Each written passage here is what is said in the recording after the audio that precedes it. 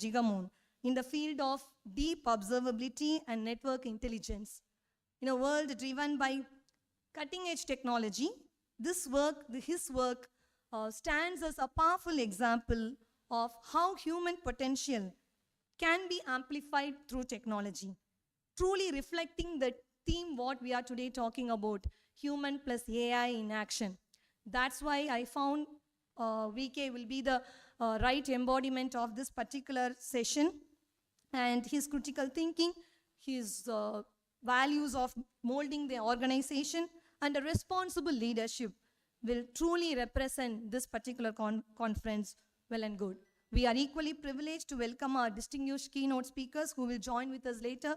Dr. Akansha Jaiswal, Assistant Professor from Loyola Institute of Business Administration, and Dr. Shamim, Associate Professor of IIM Trichy, whose academic excellence and research contribution bring immense value to this conference. I equally acknowledge our session chairs, Dr. Paparajan, Dean St. Joseph's Institute of Management, Dr. Crescenta, Head and Research Department of Rehabilitation Science, Holy Cross, Dr. Janita, Head of Management Sciences, Marudhubandiar College, Dr. Dinesh, Associate Professor, Sri Ramachandra, Chennai, and GSB and myself on all our behalf, we truly acknowledge their presence today as well, virtually and offline. Today's conference is a sincere attempt to bring together the thought leaders, academicians, and practitioners to explore this balance of why we have to move forward. We should not lose the essence of being human while embracing the power of technology. Once again, I warmly welcome you all and wish you all an insightful and inspiring conference. Thank you so much. We are grateful, ma'am, for those generous and eloquent words of welcome. Your address has truly set the beautiful tone for the occasion. Ladies and gentlemen, distinguished guests, we have the privilege of inviting our CEO and Director, Dr. SPS Aruldas, a man of extraordinary vision, unwavering commitment, and exemplary academic leadership here to deliver the presidential address. Respected Chief Guest of today's conference, Dr. Vinod Kishore, respected Dr. Vivek, Professor of Practice, Great Lakes Institute of Management, the coordinators of the conference, Dr. Anjali Daisy, Dr. Isaac, dear faculty members, and my dear students from the visiting colleges as well as faculty members from various colleges. I welcome you all to GSB and to Mindstorm 2026. I'm very happy to note that theme of the conference this year is humanity. So I go back to the year 1991 or 92 when I was about 7 or 8 years old. We had the first Gulf War. Because of 7-8 years, I first realized that something called as war will happen, because prior to that we read war only in books or we have watched it in movies. So some real war will happen in 1992. Maybe I should be about 8 years old. Now 30 years later, again we come back and stand on the same point. I thought after, when we are becoming mature and we are becoming old, and we thought education will transform people and a lot of people are getting educated, people will become more human when they are educated. But things have not happened, and even in 2026, that real humanity is missing. There are people fighting against each other.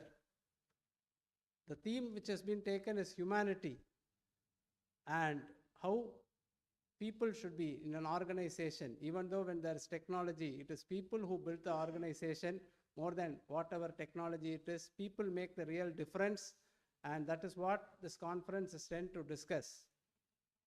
So I wish all the speakers who have come to, I wish all the speakers as well as the students who are going to hear from the speakers will have a wonderful session. We have a lot of think tanks who have come here, right from the chief guest today, the second speaker, and people who are going to come like Dr. Shamim from IIM Trichy, and faculty from members from LIBA, Loyola Institute of Business Administration also. You all are going to have a wonderful time. And as the theme discusses, the more human we are going to be in the future, which is going to be need of the hour. And it is not the question. Today you see warfare is being fully fought on technology. It is no more infantry, people going with 5,000 soldiers, 6,000 soldiers. I have shared this also with the students here. the world's most powerful missile, the world's most powerful missile targeted a school building and not its original target, which happened recently in the Gaza war. The world's most accurate and precise missile, which the world thought it was the most accurate and the precise missile in the world, went and fell on a school building which killed 163 children. So technology cannot behave human. It is only humans can behave human. And I wish all the organizers for organizing the Mindstorm conference in a very grand manner. And I hope all of you will have a wonderful time listening to the speakers, and my best wishes to the entire team. Thank you very much. Thank you, sir, for your insightful presidential address. Your words have enriched the discussions today. We are now privileged and honored to introduce our chief guest, Mr. Vinod Kishore, HR Manager, Jigaman, India Headquarters. It is my great privilege and honor to welcome our esteemed chief guest, Mr. Vinod Kishore, a dynamic HR leader who represents the evolving phase of people management in the digital era. Mr. Vinod Kishore is currently serving as the HR Manager, India Headquarters at Jigaman, a globally recognized leader in deep observability and network visibility solutions. In today's data-driven world, Jigaman empowers organizations to gain critical visibility into their digital infrastructure, strengthening cybersecurity and enabling high-performance systems. At the core of this innovation is people, and that is where Mr. Vinod's leadership truly stands out. He plays a pivotal role in driving talent strategy, employee engagement, and organizational effectiveness, ensuring that the workforce is agile, future-ready, and aligned with global business goals. Prior to this, he held key roles at Hewlett-Packard Enterprises and Tata Consultancy Services, building deep expertise in HR business partnering and talent management. His career journey is particularly inspiring as he transitioned from a technical role at Infosys into a strategic HR leader, bringing together the best of technology and people practices. Academically, he holds an MBA in Human Resources from PSG Institute of Management, bachelor's degree in Electronics and Communication Engineering from Anna University, building a strong technical foundation that continues to enrich his HR perspective.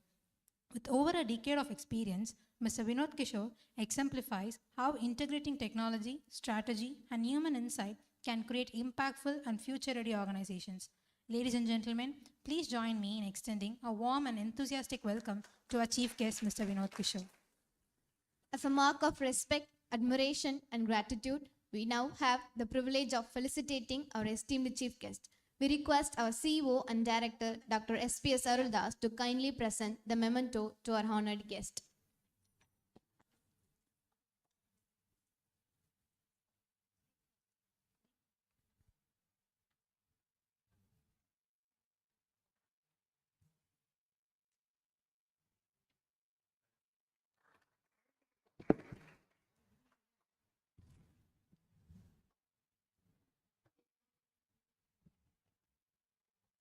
I now invite Dr. S. Anjali Desi, Associate Professor from Jnanam School of Business, to felicitate Dr. N. Vivek with memento.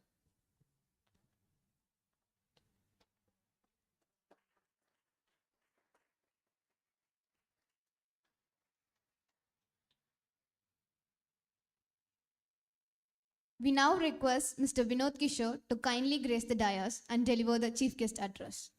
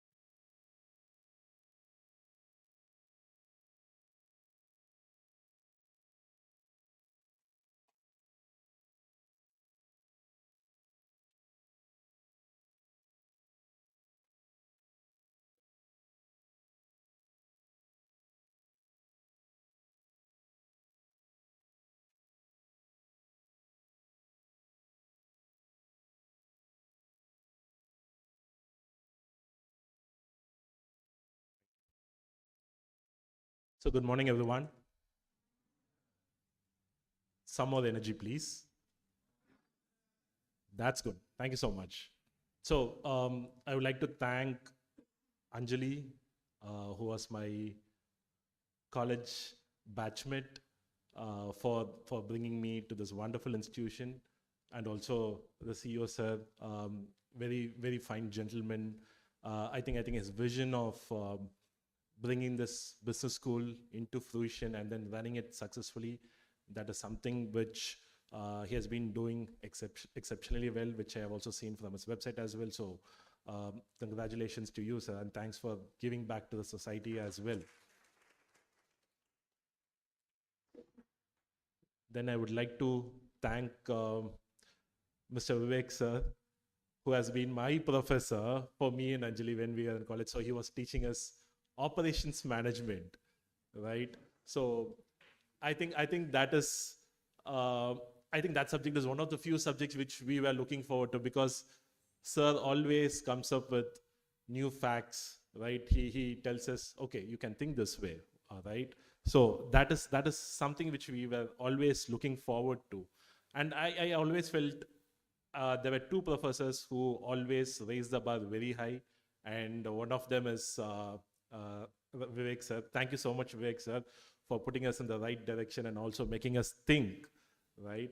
So you could see the result of it now, and sharing a dais with you is definitely an honor, which I told them personally.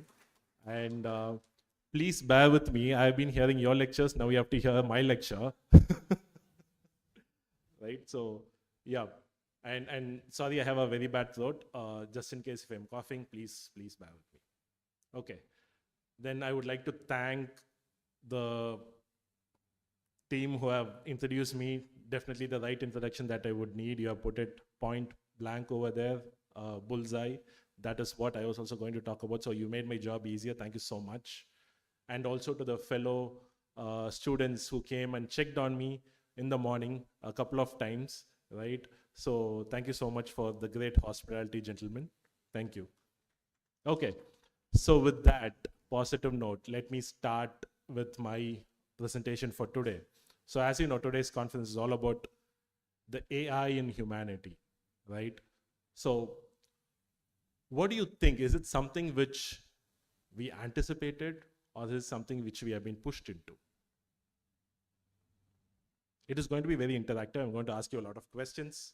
So please. Is it something which we are pushed into? Yes, obviously, yes. It's something which you have been pushed into, because did any of you think that one fine day when you wake up from your bed and say, okay, this is going to happen today? No, we didn't expect that. We didn't anticipate that. 3 years back, when ChatGPT was launched, it was a basic model, right? It could do only basic stuff. But now, think what ChatGPT, and we have a lot of other competitors as well. We have Copilot, we have Gemini, we have Claude, right? And on top of all of these, we from Gigamon, we also create our own AI, which we integrate into our products, right? So there are numerous AIs that is going to talk to each other, work along with each other, and how we are going to collaborate with it. And that's the topic that I'm going to talk for today. So as I put it over there, as I mentioned, we are being pushed into it, right? It is the collab nobody asked for, but we have to live with it, right? So that is where I want you to think. That is where I want you to see where human value is going to come into play in the world of AI. Okay? So another question for thought. How many of you have used an AI in the past 48 hours? Yes, a little higher, because I'm going to take a poll. Okay. Okay, please raise your hand. This is an exercise, okay? Just to keep you awake. How many of you have not, people who have not used it for something like, hey, create an image or create an assignment for me? Did somebody use it apart from these basic level prompt generation? Anybody? No. Okay. So that is what we are going to talk about. How we are going to use AI as a strategic partner, right? Not like something like you put in your photos. And today morning I saw Instagram and Facebook, I could see that people have created pictures of themselves with their old childhood photos, right? So AI is not only that, AI is far beyond that, right? So how we are going to use AI, how we are going to use AI to the fullest. So that is going to be the topic of discussion for today. So with that,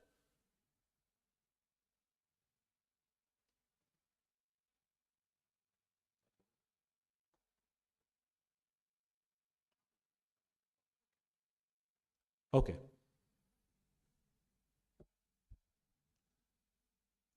So when you see, you have shared memes in Instagrams and Facebook, right? Yes? Yes, no? Okay. So this is a first generation AI where it says like, when a human asks it, hey, is this mushroom poisonous or not? It doesn't know because it lacked that intelligence, which it is building now, right? Which is like 100 times, 1,000 times more powerful than what it was used to be 3 years back. So if you could see that the person deceased because of he ate a poisonous mushroom, but at the same time, how we are going to use AI very well, okay? So again, another topic which we're going to talk. When we are using AI, it gets trained on the models, the large language models. And how it is going to get trained? It is going to get trained on the content that we are going to create. So all these contents are created by whom? Humans. So humans, at some point in time, it could be anyone, are biased, right? That is an inherent bias which is always there. If you're going to train AI, the AI is also going to be biased at some level. How we are going to eliminate that bias, how we are going to make that AI ideal to take very human-like decisions, right? So that is again something which we look into. So these are some funny memes for you to have a thought. With that, we'll move on. Video. Eliminate that bias. How we are going to make that AI ideal to take very human-like decisions, right? So that is again something which we look into. So this is a video from a movie clip. So let me see how many of you find out what movie clip it is.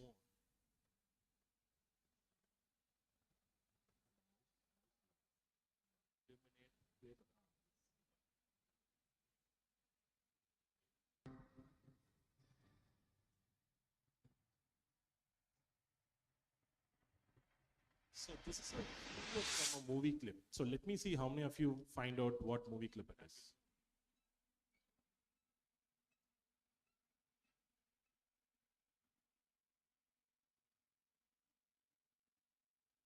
Are playing? Can you? Yeah, you can play like that. So this is a video from a movie clip. So let me see how many of you find out what movie clip it is.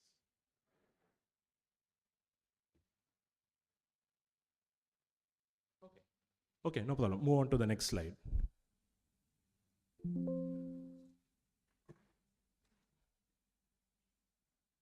Yeah, you can play like that. That's okay. If it's not working, we can move to the next slide. That's okay. I have a photocopy of it in the next slide.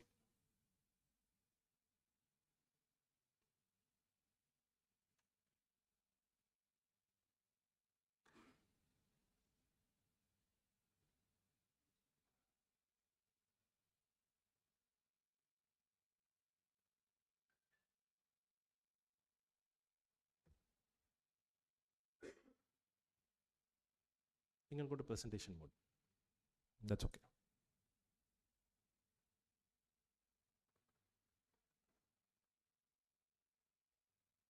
Okay. So this is a movie, Terminator, The Judgment Day. So what happens here is that the first scene where the robots or the AI. They call it the Skynet. What Skynet will do is Skynet is the AI which humans created, and it becomes aware, and it will start taking control of the people, right? So it will wage a war against humans, and the person, John Connor, is the person who is going to save the humans from these artificial intelligence robots. So that's the movie all about. So what is more relevant in this is that it has mentioned the date. While the movie starts, it has mentioned like 2029 AD is when the war will start. So when is 2029? It's going to be 3 years from now, right? So AI is far more learning, far more becoming intelligent. It is equipping itself, right? So there has also been a website where AI talks to other AIs. They have created a community of their own. They have created topics of what they could do, and at the same time they are learning from themselves. So a time like that where AI is going to take over humans is not far, but how we are going to use that and see, that is going to be the challenge for us. Okay, so that's the food for thought for today. Okay. Yes, so these are different photo clips, newspaper articles from which you could see. What does it say? What is the theme that you get from this slide?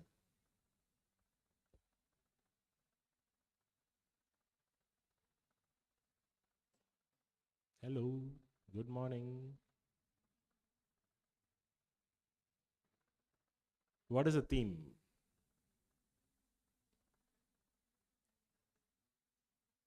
Job cuts, yes. Technology, yes. AI? AI replacing, yes. So this slide, yes, you're all right. So this slide more talks about how AI is replacing jobs, right? Whether it's replacing jobs or replacing tasks, we will discuss, okay? So how many of you think will AI take over the job in the near future? How many of you think? Yes, no, yes. Okay, only 1, 2, 3, 4, 5, 6. Okay, fair enough. So others think AI will not take away your job if you're going to get employed? Yes, no. Okay. We will see to that. All right, so these are the different ways in which AI is disrupting our day-to-day world, right? You have seen how dumb the AI started with the poisonous mushroom example, right? To how now AI is replacing humans at some extent. Yes, it is happening. So how the shift is happening? Why it is happening? Okay. So to be on your level, the Gen Alpha level, I've added some Gen Alpha terms here and there. Please bear with me if I'm not relevant, right? I come from a very different generation, the Gen Y millennial generation, so please bear with me. Okay. So the points on the left are something which you might feel, or you might feel it is very different. You might be scared. You might think, okay, what is going to happen if I'm going to get employed? How AI is going to impact me? So these are the things that will have you have in your mind, right? Like, first things first, will AI take my job? That is the first thing everybody's mind will come in, right? I don't understand AI, right? You have, as I mentioned, there are a lot of AI tools that is available in the market. You have Gemini Cloud, you have Claude, you have Copilot, you have your very favorite ChatGPT, right? I don't know how to use it, or I don't know how to give a correct prompt, right? The text that you give, the textual language that you give, it's called a prompt. How that prompt is going to help you to get the correct output, right? You don't know how to use it. Or next, I used AI, but AI is not giving me the right answers because you didn't give the correct prompt. So it will do everything for me, but at sometimes it fails, right? So that is another point that you would have. And finally, majority of us, okay, I'll just use ChatGPT, right? Whatever it is, your assignments, your projects, your Viva, your summary, everything you just ask ChatGPT, it just shows you random content which it picks from the internet, right? You just use ChatGPT more like a glorified Google search engine, right? So that is not how we are supposed to use AI, okay? What actually matters, how you are supposed to use. So those are in the column to the right, right? So AI amplifies talent and it doesn't replace it, right? So say for example, you are somebody who is in the hospital business. Say you are a doctor, right? Yes, AI can be used in diagnostics, but at the same time, AI cannot identify based on experience what is the actual diagnosis for the particular illness, right? It's still years away from it. It does basic level, but still it is years away from it. So what we are supposed to do, you have to create that competence within yourself, right? There are certain competence which cannot be replaced by AI, at least for this time while we are speaking. Things like creativity, things like moral, ethical standards, what is right and what is wrong. AI doesn't know that. You know what is right and what is wrong, right? If you're in a job and getting a bribe, as per your human values, it is wrong. But AI doesn't value all that unless and until somebody feeds in data into it, right? So start creating that competence which cannot be replaced by an AI tool. Okay? Yes. So early adopters actually win always. I will take you to an example where in 2007, smartphones were introduced. Do you know the world of phones are going to change after that? We never knew. And after that, it's all brick that we have, right? All touch phones. Before that, we had a lot of buttons, squishy buttons, which you can use here and there. But now it is going to be boring old phones, right? It is going to be just LCD displays or LED displays that we have. So we don't know how the market is going to change. So anybody who is going to disrupt the market, the forecomers, right? The people who started, they are going to be clear winners. So go ahead, start using AI, right? Use it correctly. And I will tell you how to use it correctly as we move through this session. As we mentioned earlier, human judgment is irreplaceable. Your creativity, your ethical standards, that can never be replaced by AI, right? Unless and until we create a more complex learning model. But again, it's still years ahead for us.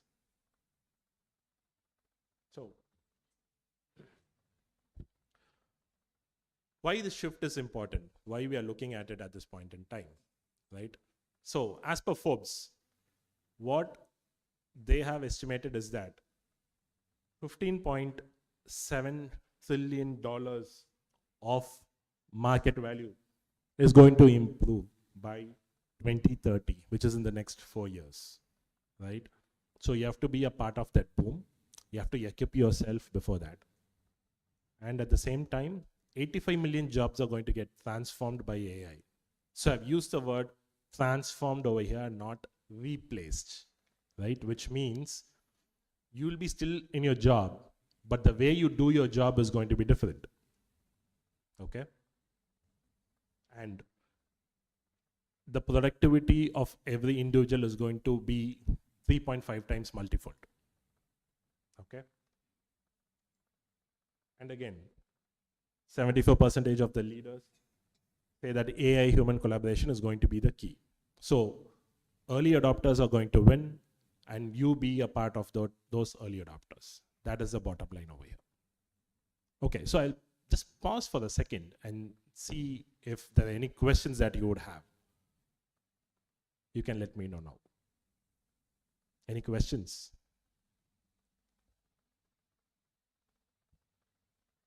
Okay, we'll move on then. So I've been talking about how we are going to integrate with AI. So this is a framework that I have created. So this is something which we use it internally, but I have modified it for your purpose. So this is a framework that you can also adopt for you to integrate well into AI. Okay, it's called the SAGE framework. It's a simple 4-step framework where it can be used. All right, the first one, the strategy. As we were discussing earlier, using AI, it's not only about getting photos generated from ChatGPT or getting your projects or assignments completed from ChatGPT. It is going to be beyond.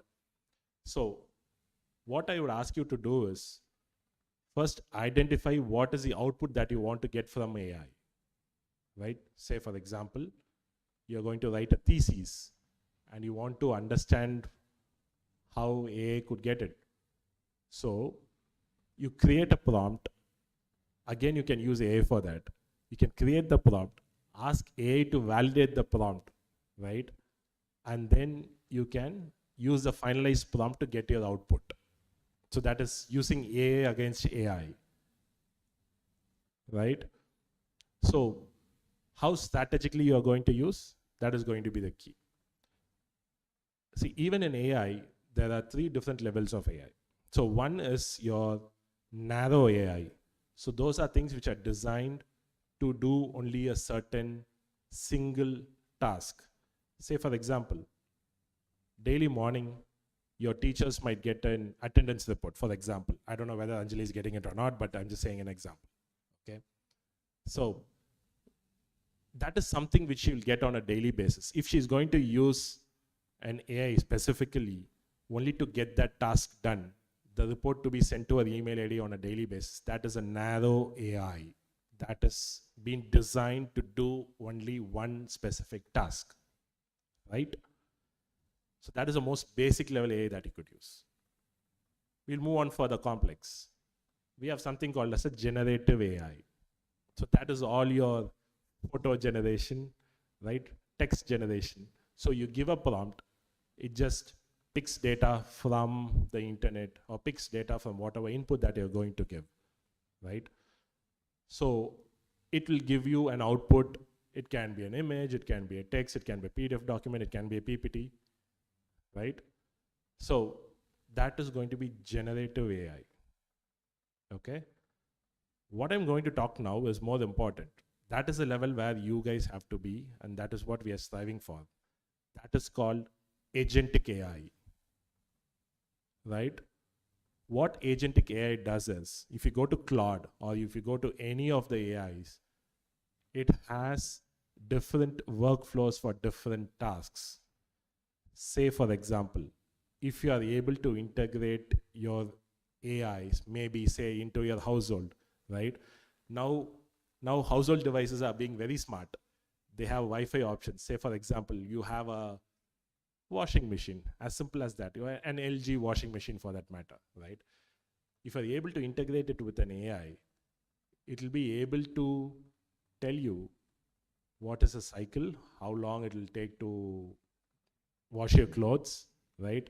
And it can even determine what is the amount of detergent or whatever you're going to use, right? But for that, you have to create a workflow, right? I will tell you my example. In my field of work, there are some monotonous jobs that I do, right? For example, I have to get a report of the compensation of my employees, okay? I do it every month. So what I have done is that I have created an agentic AI within my organization for me to create a report, analyze the report, and see how many people are paid below the market, how many people are paid above the market, right?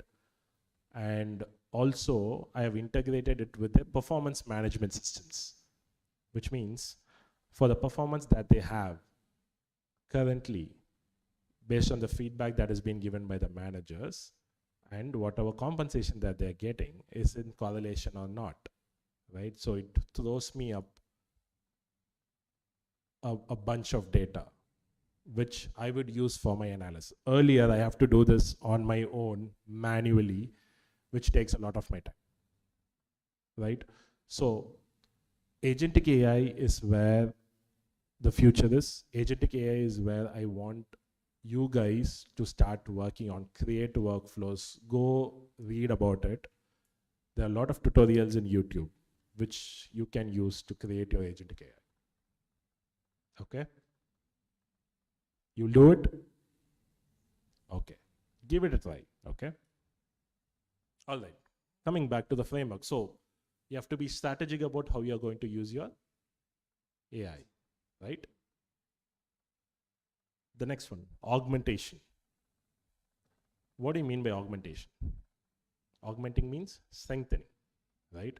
So you have to use these AI tools to strengthen the way in which you're going to work. So that is called augmentation. So as we were telling you, we're not just replacing humans, we are just updating humans, making them humans 2.0 powered by AI, right?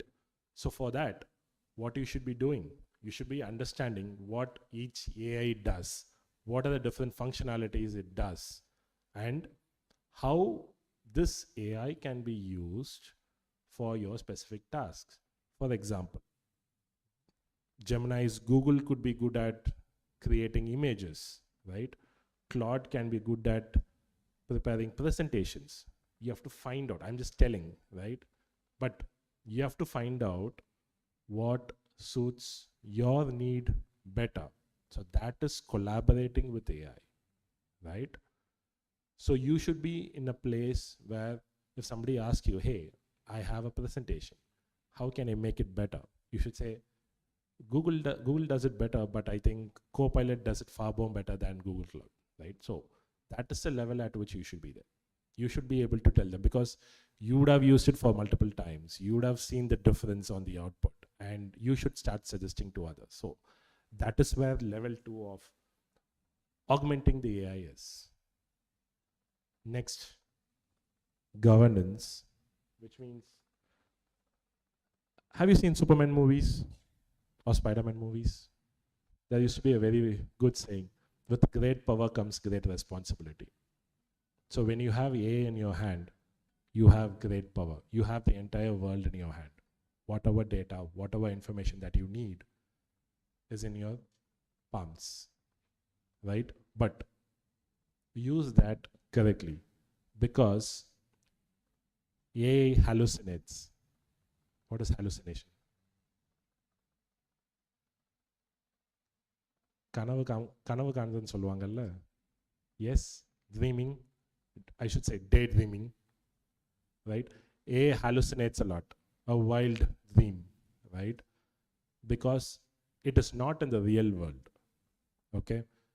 So last week I was looking into the reels, right, the Instagram reel, and there was one reel where in which they have an example where they say a person is asking an AI, right, and he's trying it with multiple AIs. So he's asking, hey, I have to take my car to a car wash.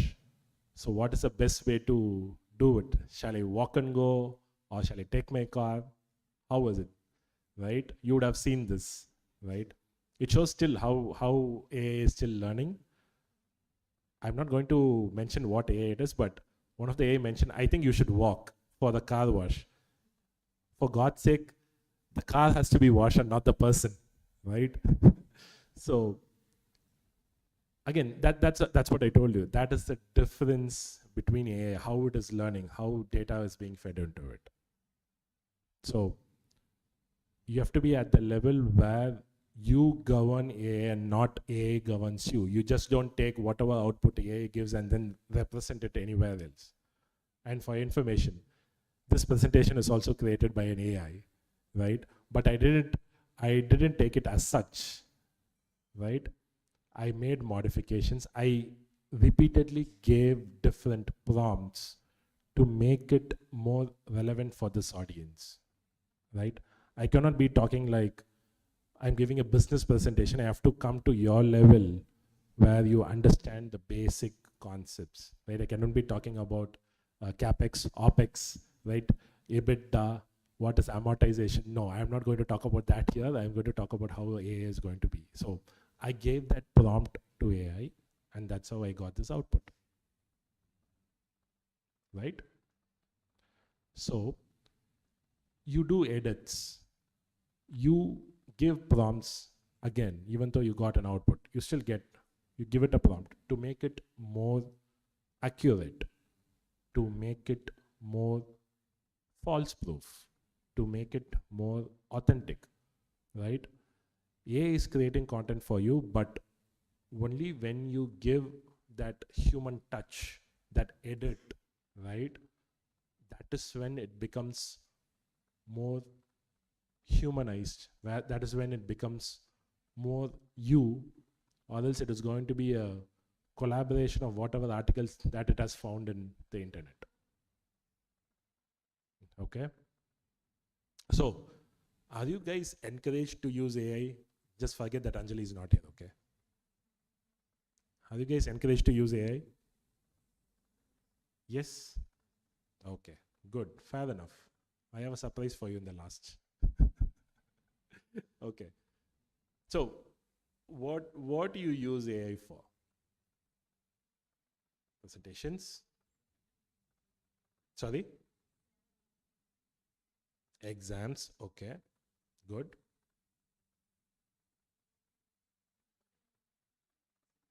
Okay. Mostly assignments, projects, yeah, blah, blah, yeah. Rephrasing, yes. That's a good way of using AI because it imparts a new, fresh idea of how you can actually narrate data to the viewer or the presenter, right? So, yeah, that is good. Okay, fair enough. We'll come to that at the last part. Okay, so we have been talking about governance, and finally, what do we have? The ecology, right? So, AI learns faster than any humans could. So the path it had come in the past 3 years, if you would have seen the videos that it has created earlier, it will be so distorted, it will be so not humanly, right? But now if you could see, you heard about Seed Dance. Seed Dance is ByteDance's video creation AI tool. You know TikTok? Yes. ByteDance is a product, that's a parent company of TikTok. Okay, so they have created something called as a Seed Dance 2.0. So it creates videos for you. The videos that it creates, it is so natural that it can disrupt the entire movie making industry, the VFX industry altogether, right? The millions of dollars that is going to be used in making a Hollywood film, something like a Troy or something like a Oppenheimer, right? It is going to disrupt that industry. I don't know, it is going to be humongous, okay? So it creates those visual effects within a couple of minutes with all those visual effects that you could see, right? Lifelike. So the way in which it has evolved itself is huge.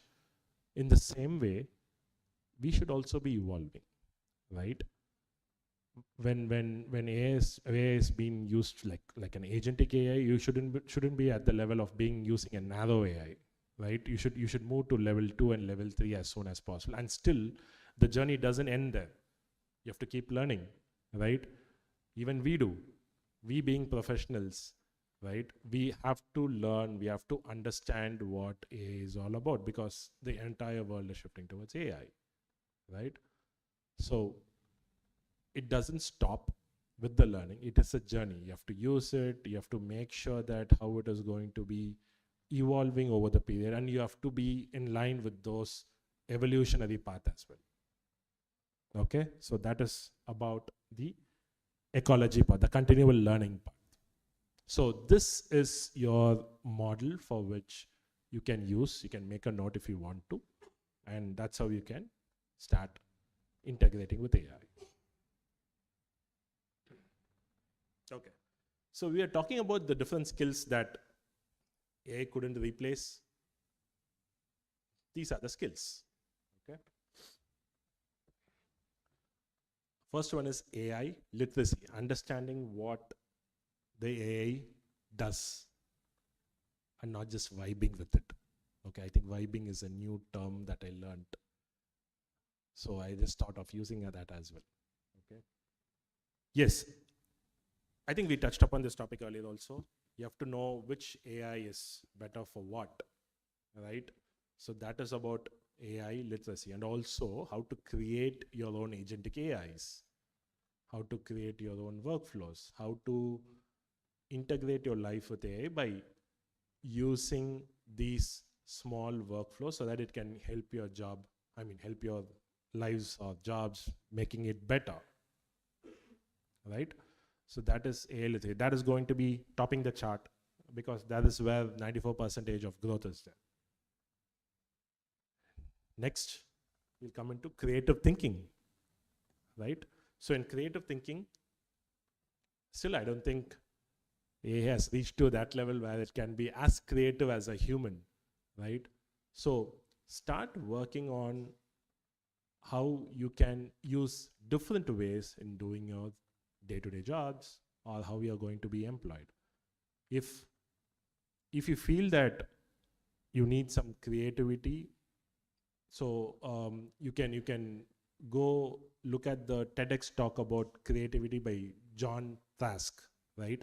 So you can go to YouTube and you can search for the video on creativity by John Trask. Again, that is something which you would really like on, okay? So creative thinking is something which it is not going to be replaced definitely at this point in time. You have to be more creative as such.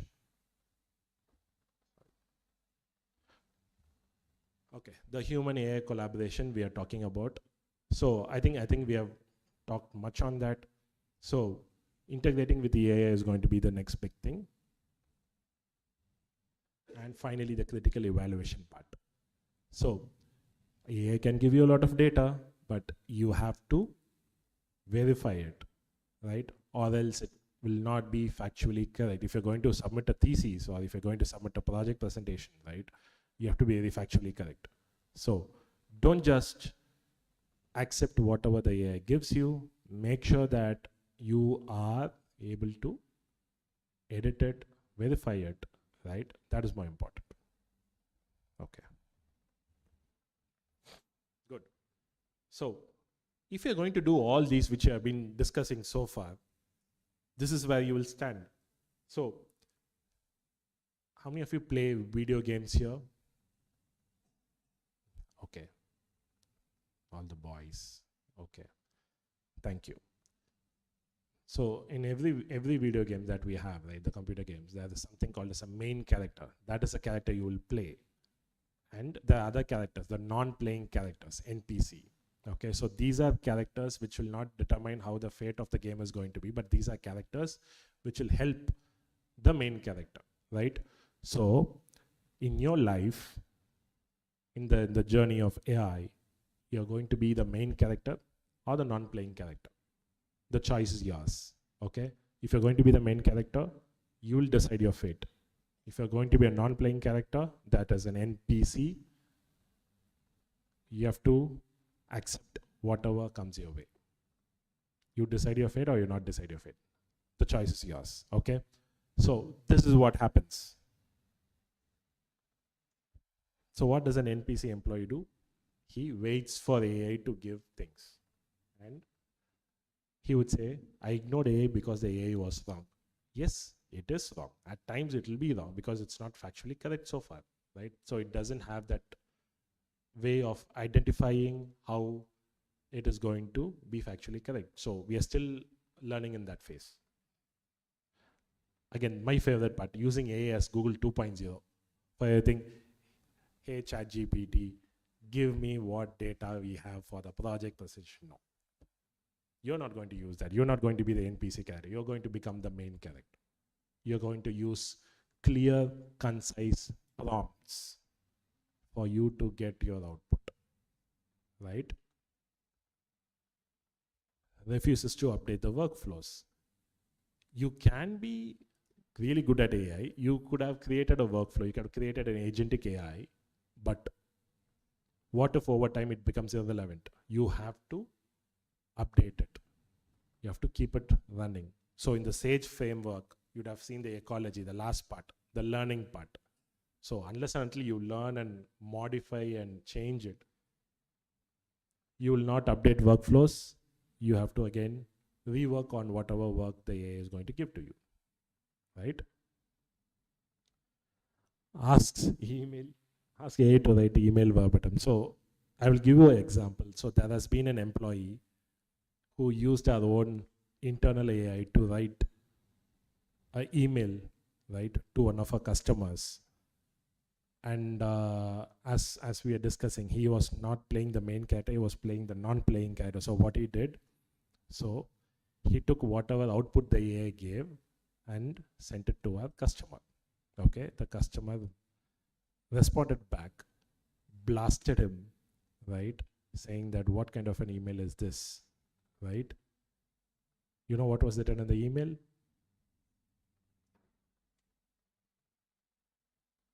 No? Guesses?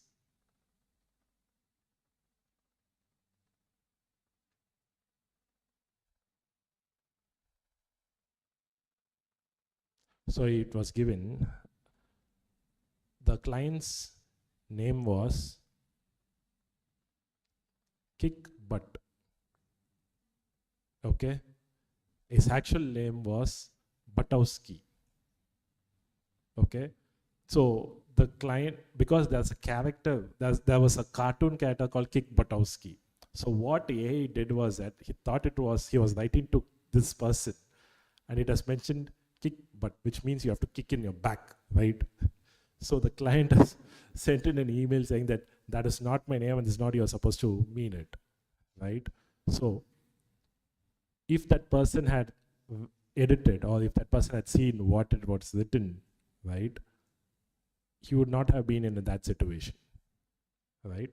So always please validate whatever output you're going to get from AI.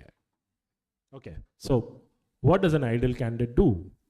He experiments daily and fail fast. So as students, I would always encourage you to try new things and fail fast. That is what even organizations do. If you're going to venture into a new business, we try something and we will fail fast so that we understand what is good and what is not good for the company, and we will not venture into that part. So as students, you should also at a very early age now, you should be able to try new things. If you are succeeding, well, very good. If you're not succeeding, still very good. You know what you're not supposed to do, right? So it is okay to fail, and it's even okay to fail fast so that you can pick yourself up and put yourself in the right path. So it's okay to fail. Okay, good. Yes, cross checks improves AI output, as we always say, and upskills himself before it is mandated. So the next level, what happens if we all adopt AI?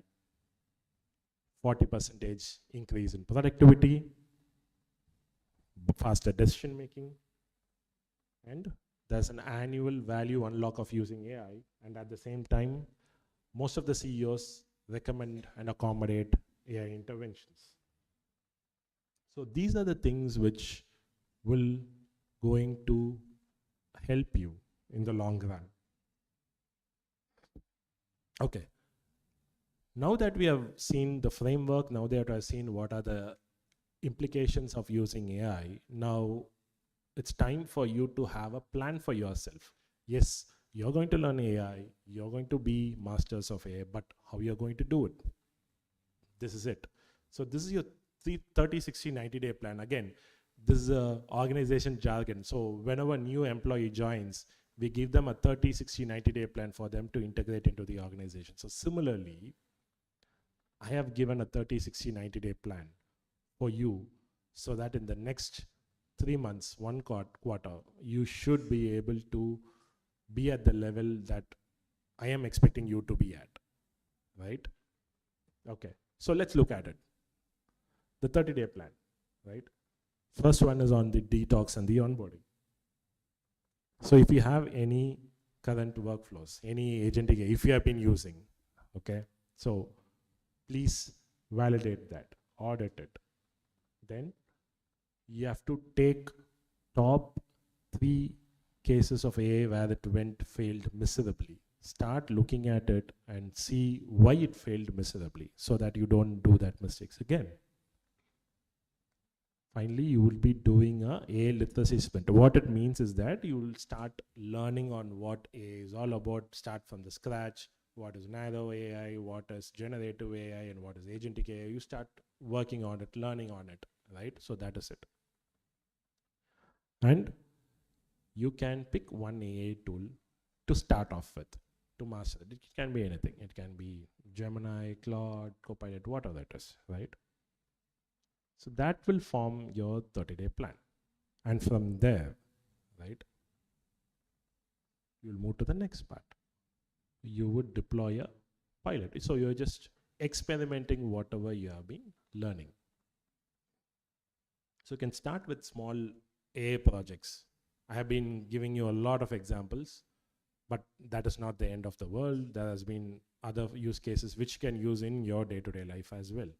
Starting from as simple as maybe creating a small gist of whatever summary of lessons or the concepts that your teachers would have, professors would have taught you in your college a day before.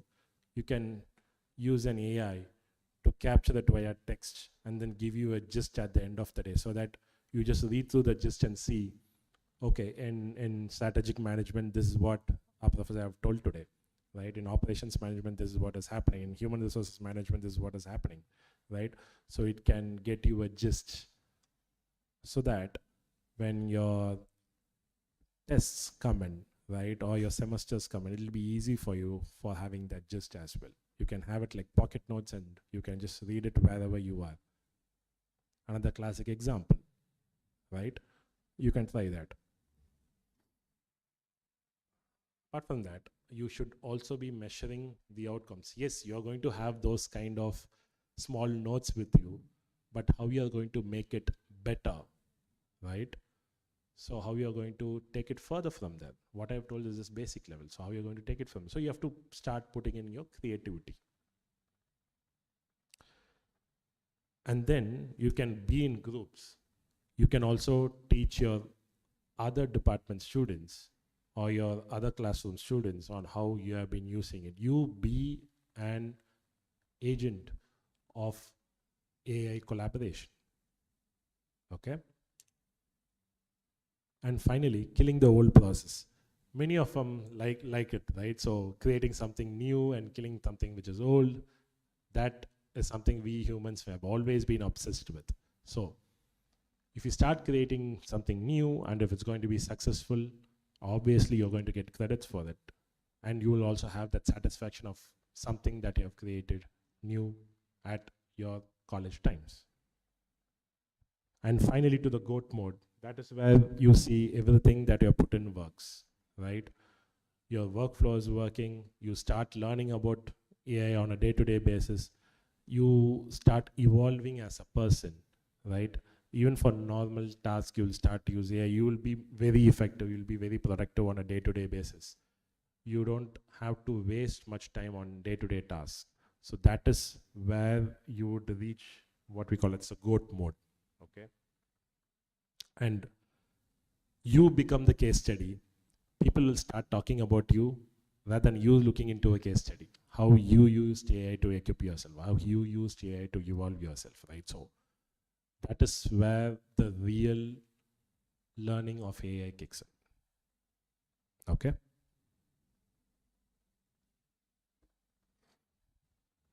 Right. So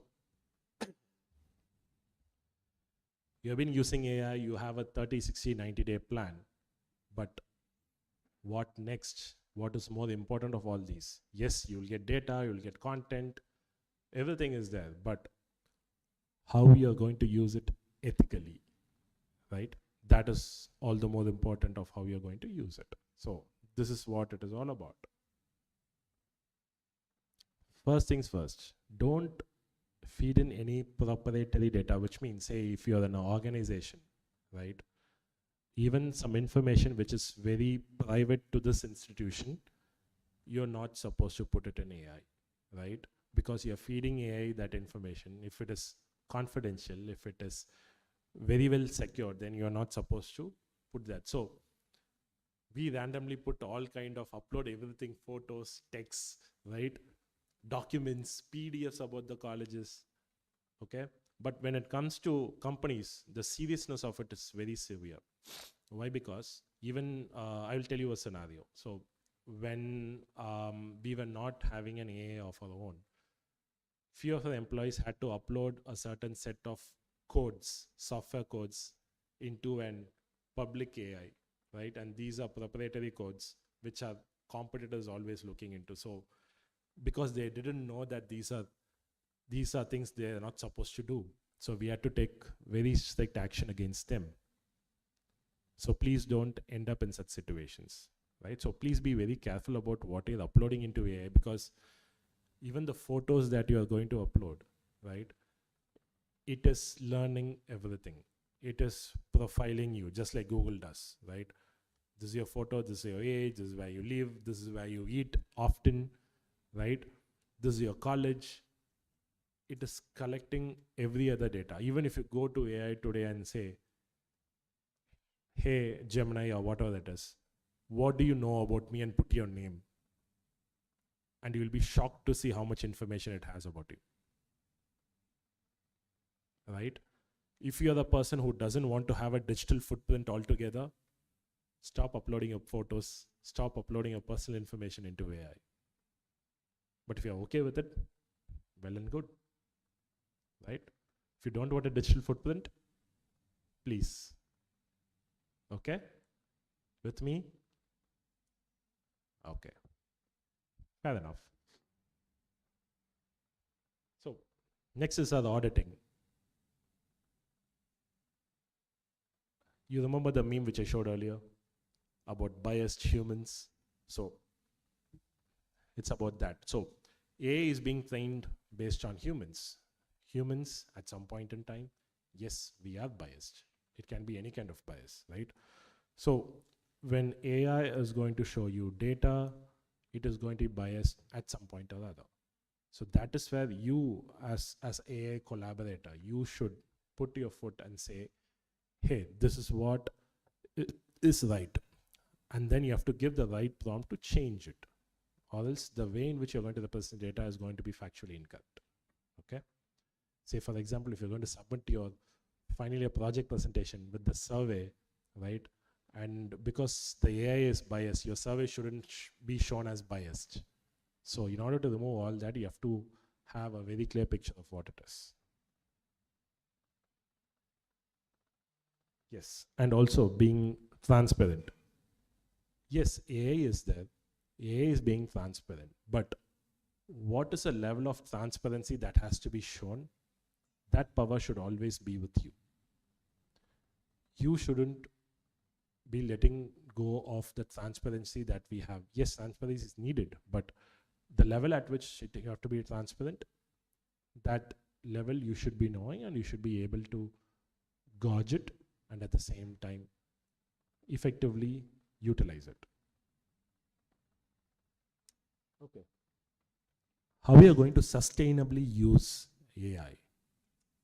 You have to use it, yes, but for how long? For how many times a day, right? For what all purposes you have to use. For other things, you can use your own day-to-day. You have something called as a thinking brain, which you have to use. You don't have to go to AI for every now and then. So how sustainable it's going to be in the long run? Because just like these glasses, if I'm using these glasses, these are power glasses, so I will be more addicted to it, without which I will not be able to see at some point in time. That's the same with your AI. This is your AI. If you're going to use this, even for small, simple things, hey Gemini, what is 2 plus 2? I don't know, my children, your children might come to that level, right? So how sustainable it is going to be? How we are going to see the correct usage of AI, right? Are we, at some point in time, it shouldn't be like training ourselves to give prompts. It should be more like we have to train our brains to be more sharper than AI, right? So that is where the sustainability is going to come in. Okay? Yes, and as always, the ethics part of it and the creativity part of it is always there.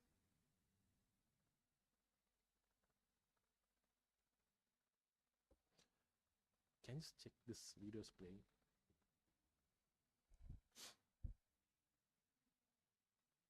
Mouse.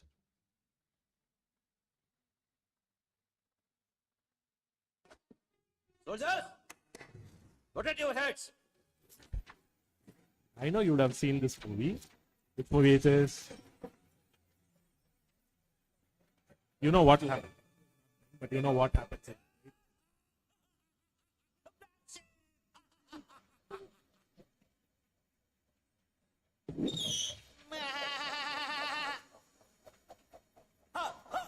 This is heard audio.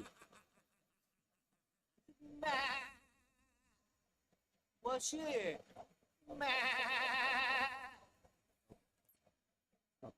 Stop! Okay. What movie is this? Yes. So what happens? Huh? Sorry? Who catches whom? Human catches AI. Okay. So you want to be the person who's being caught by AI, or you want to be the human who's using AI effectively? Okay. So whenever you use, please have a kill switch. Okay. Or else don't be like Dr. Vasigdan, because he doesn't have a kill switch and he doesn't know how to stop this rogue AI, right? Chitty the robo. Fine. So yes, AI is going to stay. AI is going to evolve.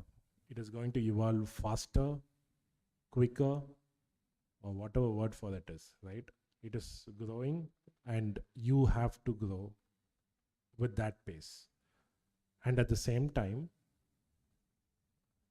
we are humans. We have certain level of principles. We have certain level of ethical standards. And more importantly, the creativity. That is something which we should be bringing in. So this amalgamation of all these ethics, creativity, critical thinking, and so on with AI, that is going to create wonders. That is something which will help us in the future.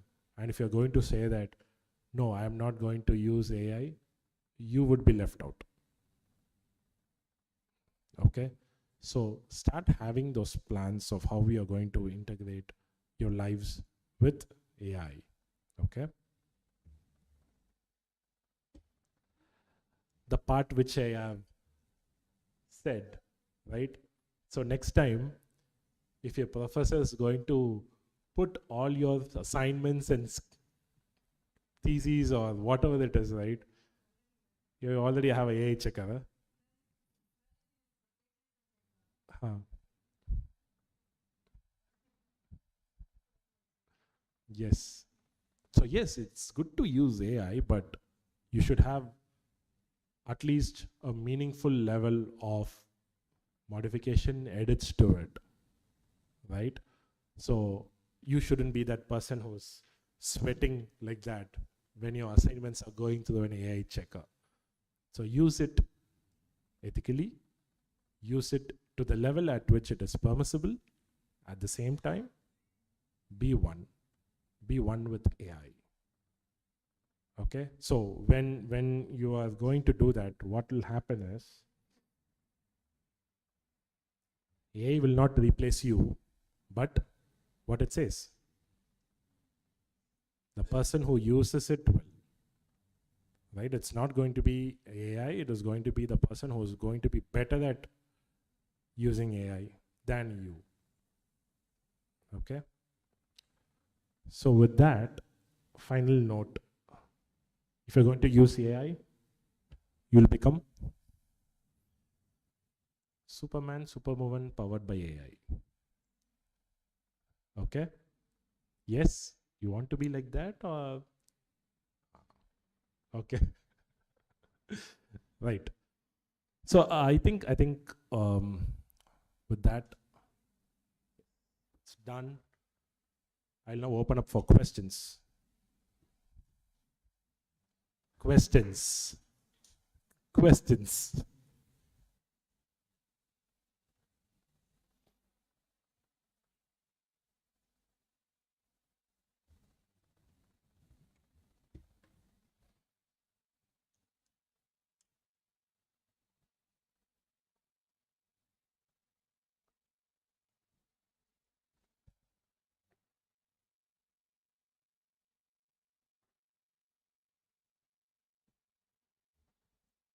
No questions?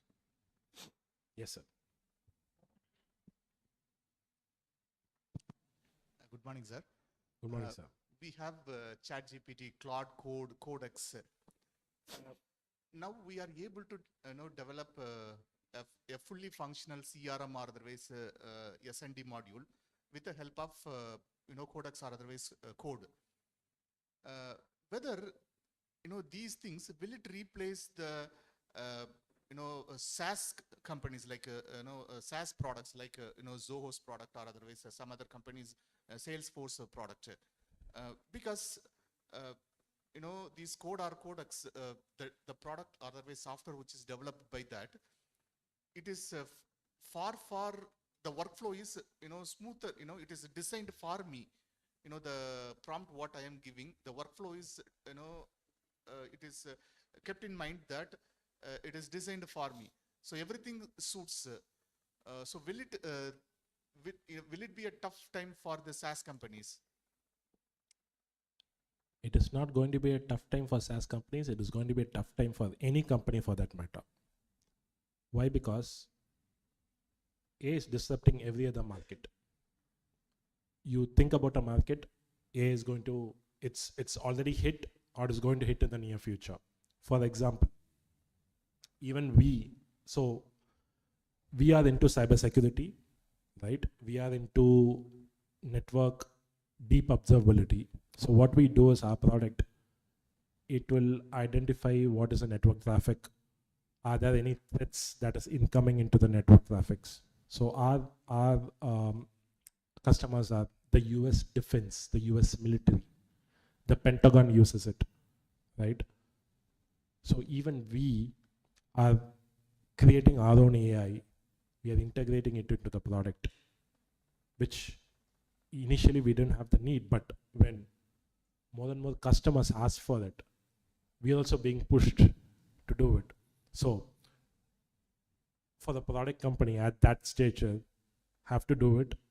Zoho, yes, they have to. Not only Zoho, any SaaS company for that matter, because the world is pivoting towards AI, right? And people wanted simpler results. Earlier, you have an Excel sheet, right? You feed data into it, you put a pivot table, then you get meaningful insights out of it, if that pivot table or the charts or the graph, whatever you do. But now, just with a prompt, you can get it, right? You don't have to sweat it out and say, okay, this is a trend for 2025 and this is going to be the trend for 2026. You don't have to do it.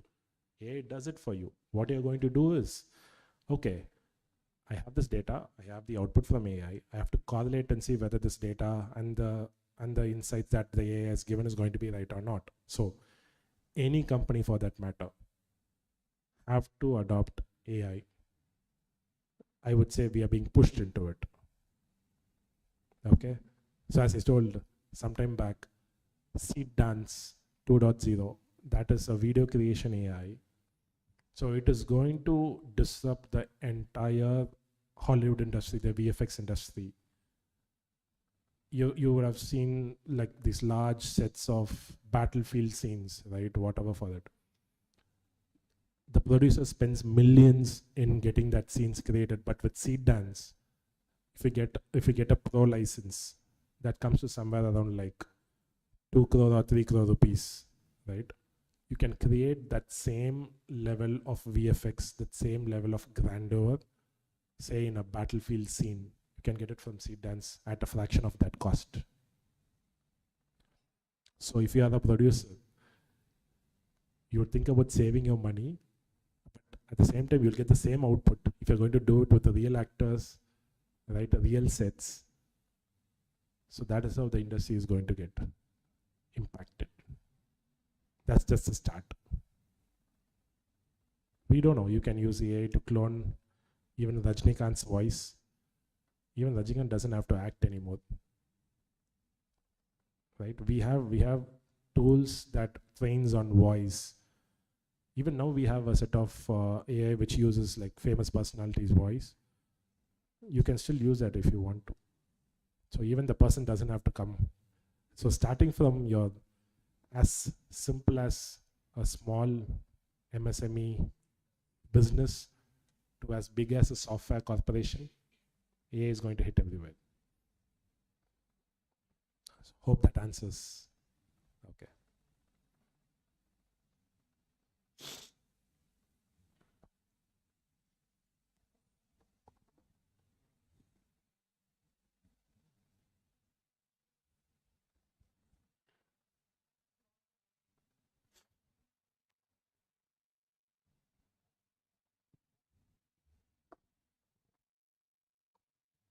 Morning, sir.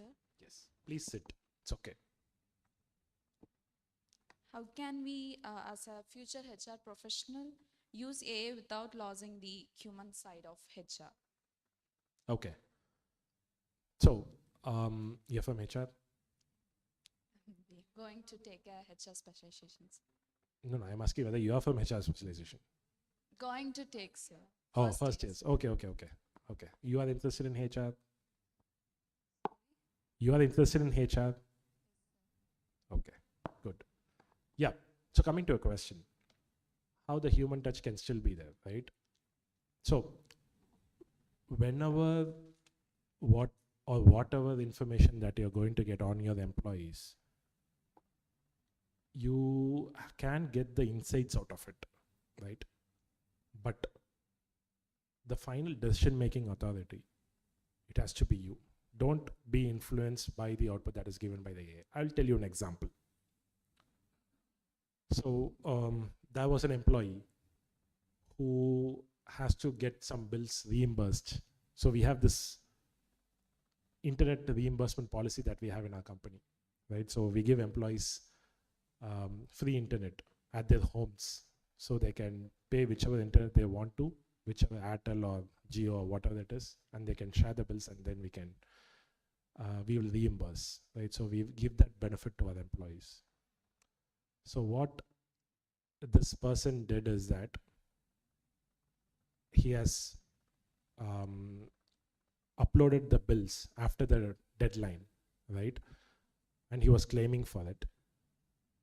The AI part, right? So again, we use a tool for collecting all these bills, and there's AI again integrated towards it. So what it does is it will see the bill number, it will see the amount, and it will see when the bill has been there. So there's a certain amount with which we will give back the money to the employee, okay?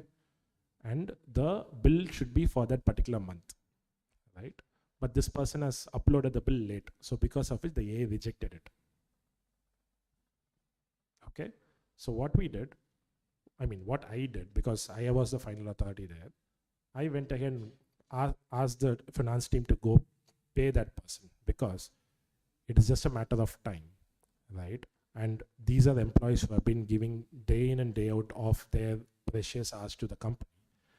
Just because he has submitted bill 2 or 3 days later, I don't think that is something which we would, I would say, definitely it should not be encouraged, but at the same time, we should have the human part of it. So I had implemented that human part of it. If I had to go with what the AI does, I would have just rejected the bill and say, hey, you submitted 2 days late, as per policy, you're not supposed to do that. No, I'm not going to do that, right?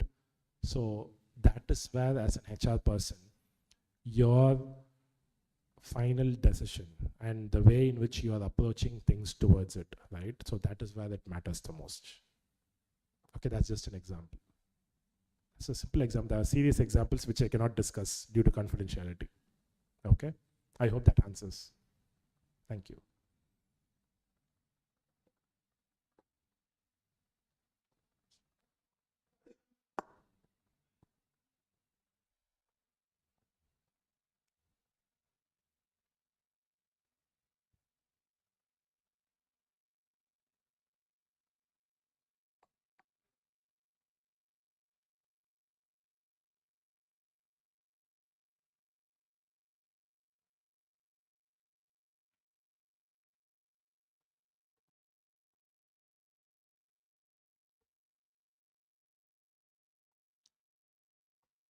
So tell me this, you would have seen large IT companies like TCS, Infosys, Wipro, right? They're hiring freshers in huge bunches couple of years back.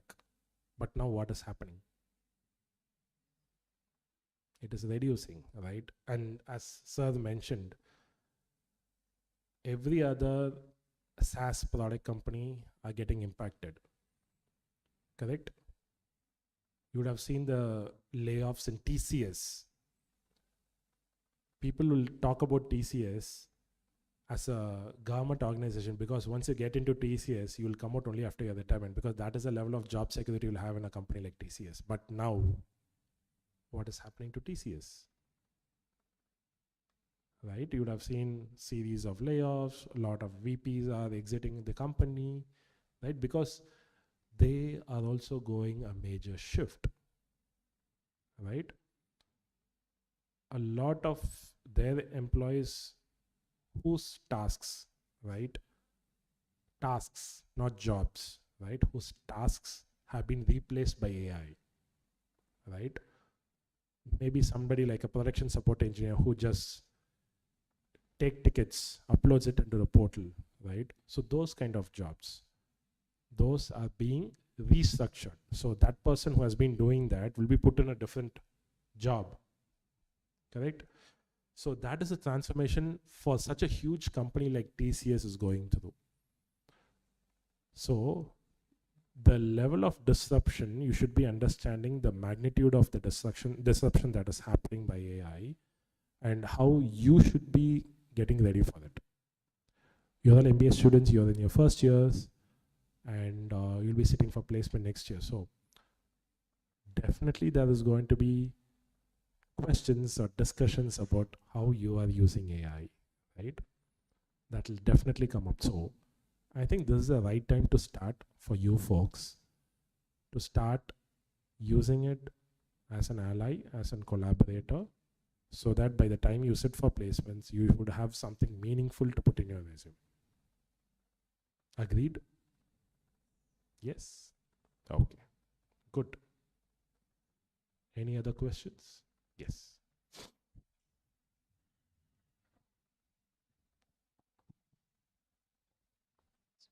Good morning, sir.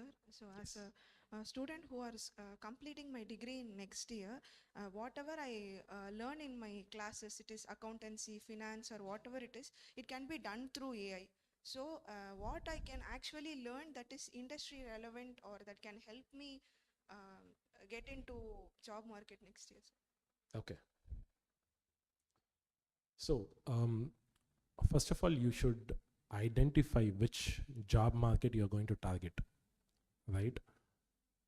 The different job, you're going to get into a software industry, you're going to get into the FMCG industry, right? First you target that. Once you target that, you try to identify which are the roles in those industries suits your needs. So what you're doing is called reverse engineering, right?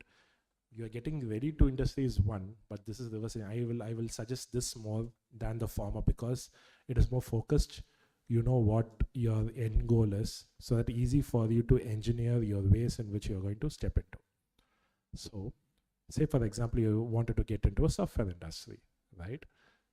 And for the roles that you are looking out for, you identify what are the skills that is needed. Okay, I cannot be very specific here because there are a lot of different skills that is needed. But due course, any job role for that matter, first thing would be your communication. You have to communicate, right? And you have to communicate in a very convictive manner with confidence. One, so improve on your communication. Improve on your presentation skills. You would have seen the presentation. I don't know how far it was engaging for you, but you have to create engaging presentations to your team, to your management, to your clients for that matter. So presentation skills is really important. Apart from that, critical thinking, that is a no-brainer. Whichever industry you go, that is needed. How you're going to differentiate, how you're going to stand out, right? Last, if you have, well and good. If not, you can still learn it. Out of the box thinking, right? giving an entirely different solution which nobody else in the room could have thought about. So you have to start training your brains to think in those terms. It will take some time. So if you have these four, I think that is something which can always crack it up, right? Now, the interesting part, you have AI that is going to power you, right? So you use AI in all of these values or the skills that you have to create. You get help from AI how to use it, right? You create a plan and start working on it. So that's how you can use AI to improve your skill set as well. Okay? Hope that answers. Okay, thank you.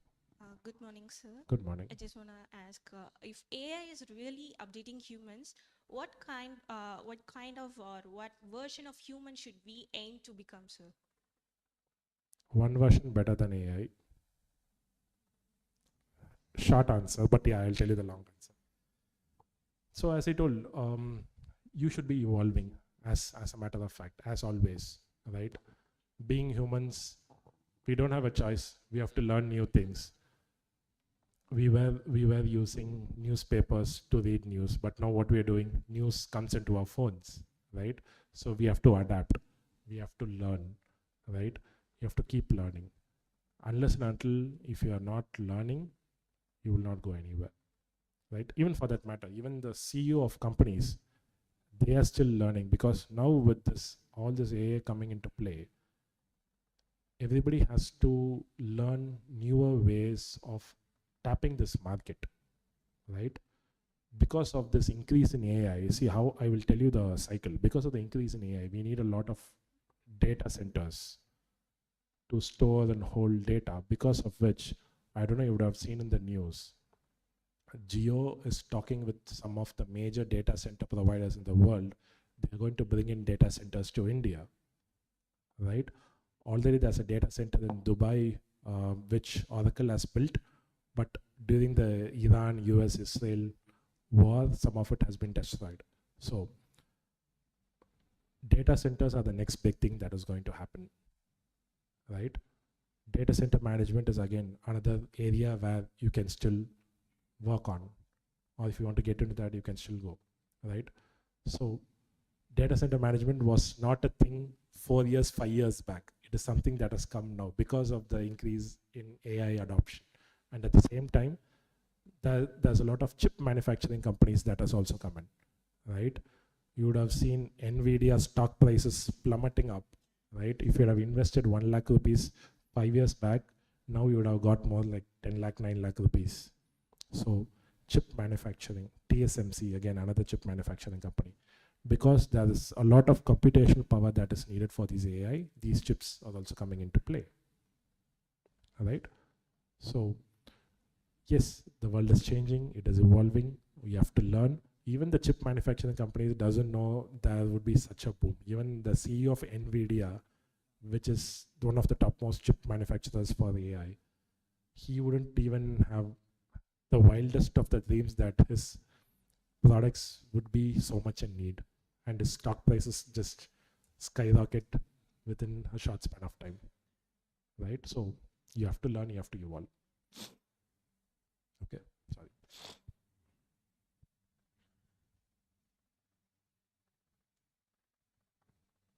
Any other questions? Good morning, sir. Yes. I'm Valli. I was searching for your companies in Google, and I saw that it has been certified as a great place to work with for employees. Okay. And can I know any specific HR initiatives or programs that supports this culture? Okay. So we have something called as employee first culture, right? And I gave a classic example sometime back where a person uploaded his bill after the due date, but still it was employee first, so we had to provide that, right? So we have a lot of different engagement initiatives. So one good thing is that we have something called as a higher education reimbursement policy, where any employee who wishes to do higher studies like an ME or an MBA, we pay the tuition fees for them, and then they come back and work with us. And for information, there is no bond or contract that is signed. No. He can go study, and after he comes back, if he wants to leave the company, he can still leave. Right? So that is one. And we have something called a certification reimbursement policy. So all these engineers which we hire are all the engineers that we hire, they have to update themselves, right? We are venturing more into cloud. We are venturing more into hardware chips manufacturing. So they have to upgrade themselves. For that, they should take up technical certifications now and then. And that incurs a lot of cost. So what our company does is we will reimburse that cost as well, so that employees can learn without a burden, and they can start giving back to the company by making more intellectual property rights, right? So that is how we create that continual learning environment within the organization. And that is how we are being employee first. And we have been given Great Places to Work certification for 3 times in a row. And I would proudly say that out of the 3, 2 of it, I handled it myself, the certification process for the last 2 years. And the area in which where we are certified was having more employee satisfaction than any of the other competitors in our segment. So we are in the medium workplace segment, so more like 1,000 employees. So in that segment, we were topping the chart for the employee satisfaction. Thank you. Hello, sir. Yes. I have a question, sir. If AI tools like Cloud, Perplexity, and Nano the tools are like professionally working like 70 to 80%, sir. This will affect the entry-level jobs in future, sir. It's maybe possible. Yes, it definitely can.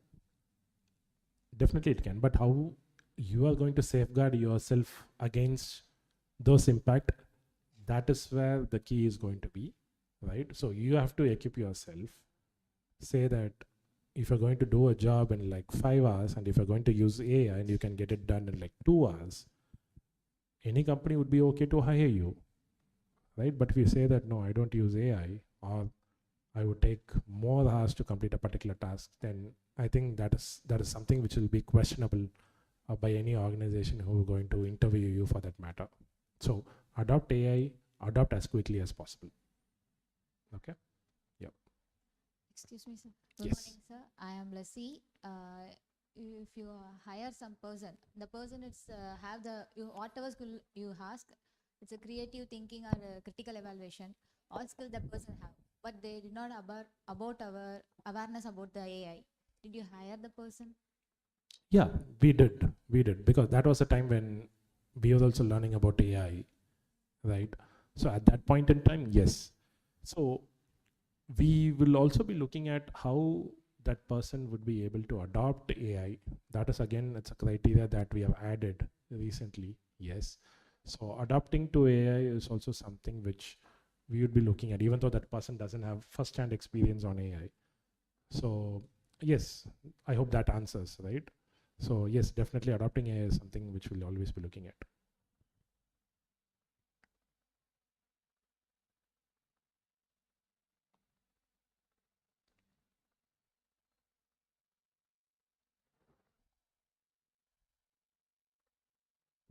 Okay. No more questions?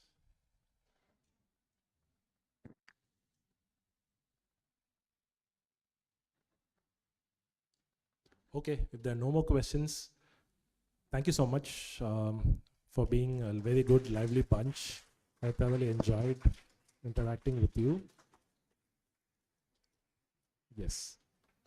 And if there are any other questions later also, you can reach out to Anjali. She can pass on the questions to me so that I can answer those. Okay? Yeah. Thank you. Thank you so much. Thank you so much, sir, for those powerful and thought-provoking insights.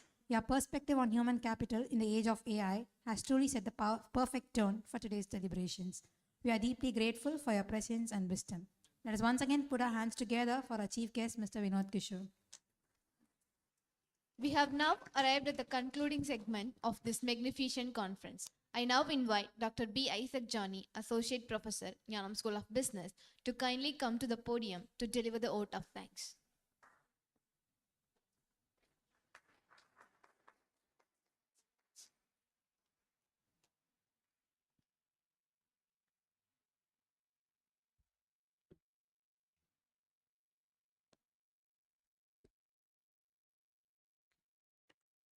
Distinguished guests, honored speakers, respected faculty members, and my fellow students, good morning. So as we draw the curtain of the first session, it is my privilege and honor to rise and offer the vote of thanks on behalf of Nyanam School of Business. The theme humanity is not a play on words alone. It is a provocation. When the AI is reshaping the industry and redesigning the job descriptions, still there are so many unanswered questions. So this conference is done to place human beings at the center position again. Every great institution built on the shoulders of visionary leaders, we are privileged to acknowledge the unwavering support of our Chairman SP Selvaraj and the presence of our CEO Dr. SPS Aruldas, whose leadership has been the best and the bedrock of GSB. We are also deeply thankful to Dr. Muvendan, our Dean, for his academic leadership. And we immensely grateful to Mr. Vinod Kishore, the HR manager of Jigamon, Chennai. Mr. Kishore brought with him the unfiltered reality of technology industry, where human capital management strategy is not a boardroom abstract, but a daily challenge. So we also deeply grateful to the presence of Mr. Vivek from Great Lakes and Dr. Shamin and Dr. Akanksha from Liba. So this conference didn't happen by chance. It happened by conviction, planning, careful planning, and sustained effort.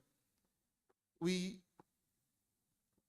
express heartfelt congratulations, gratitude to Dr. Anjali Daisy for coordinating this international conference of this scale. She managed individual, like individually she has managed the logistics, coordination, and coordinating with the speakers, the program flow. It needs a lot of effort, like excellence, endurance. So we thank Anjali Daisy ma'am. We also thank the faculty members, the student fraternity, the students from various colleges, the students who is going to present, and the team who is managing the audio, video related things. So we thank all. Thank you very much. Thank you, sir, for your heartwarming words. With this, we have come to the end of the inaugural session of our international conference. Honored guests and delegates, we will now take a short break for tea. We request you all to kindly join us and return to the auditorium by sharp 11:15 p.m. We shall resume promptly. Thank you.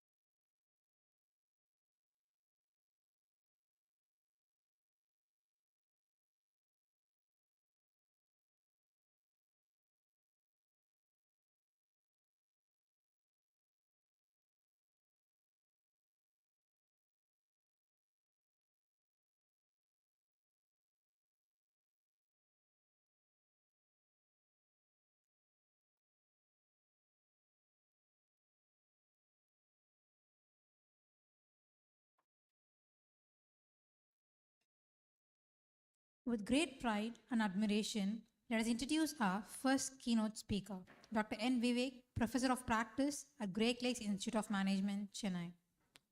It is my great privilege and honor to welcome our esteemed chief guest, Dr. N. Vivek, a distinguished academician, researcher, and expert in the field of operations and supply chain management. Dr. Vivek is currently serving as a professor of practice at Great Lakes Institute of Management, Chennai.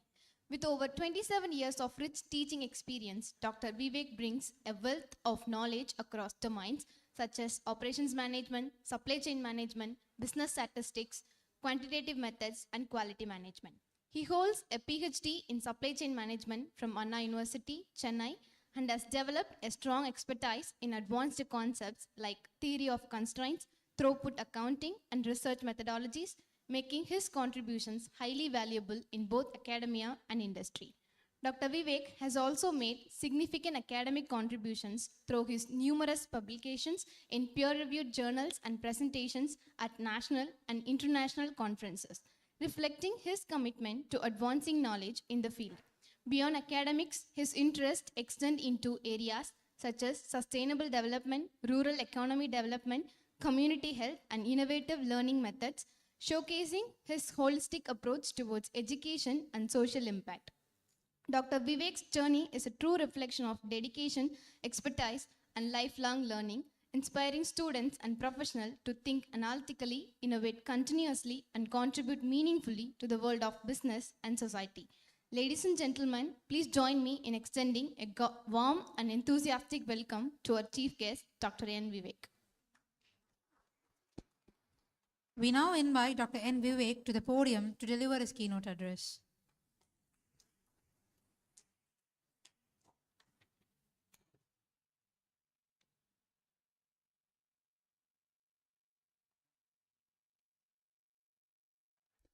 Okay, well, the slides are coming. I'll start with a few stories. Don't worry, it's not a presentation. 15 stories. I won't tell all the 15 I've given it. You can take it. These are real life stories, okay? Okay, I'll start with story number 1.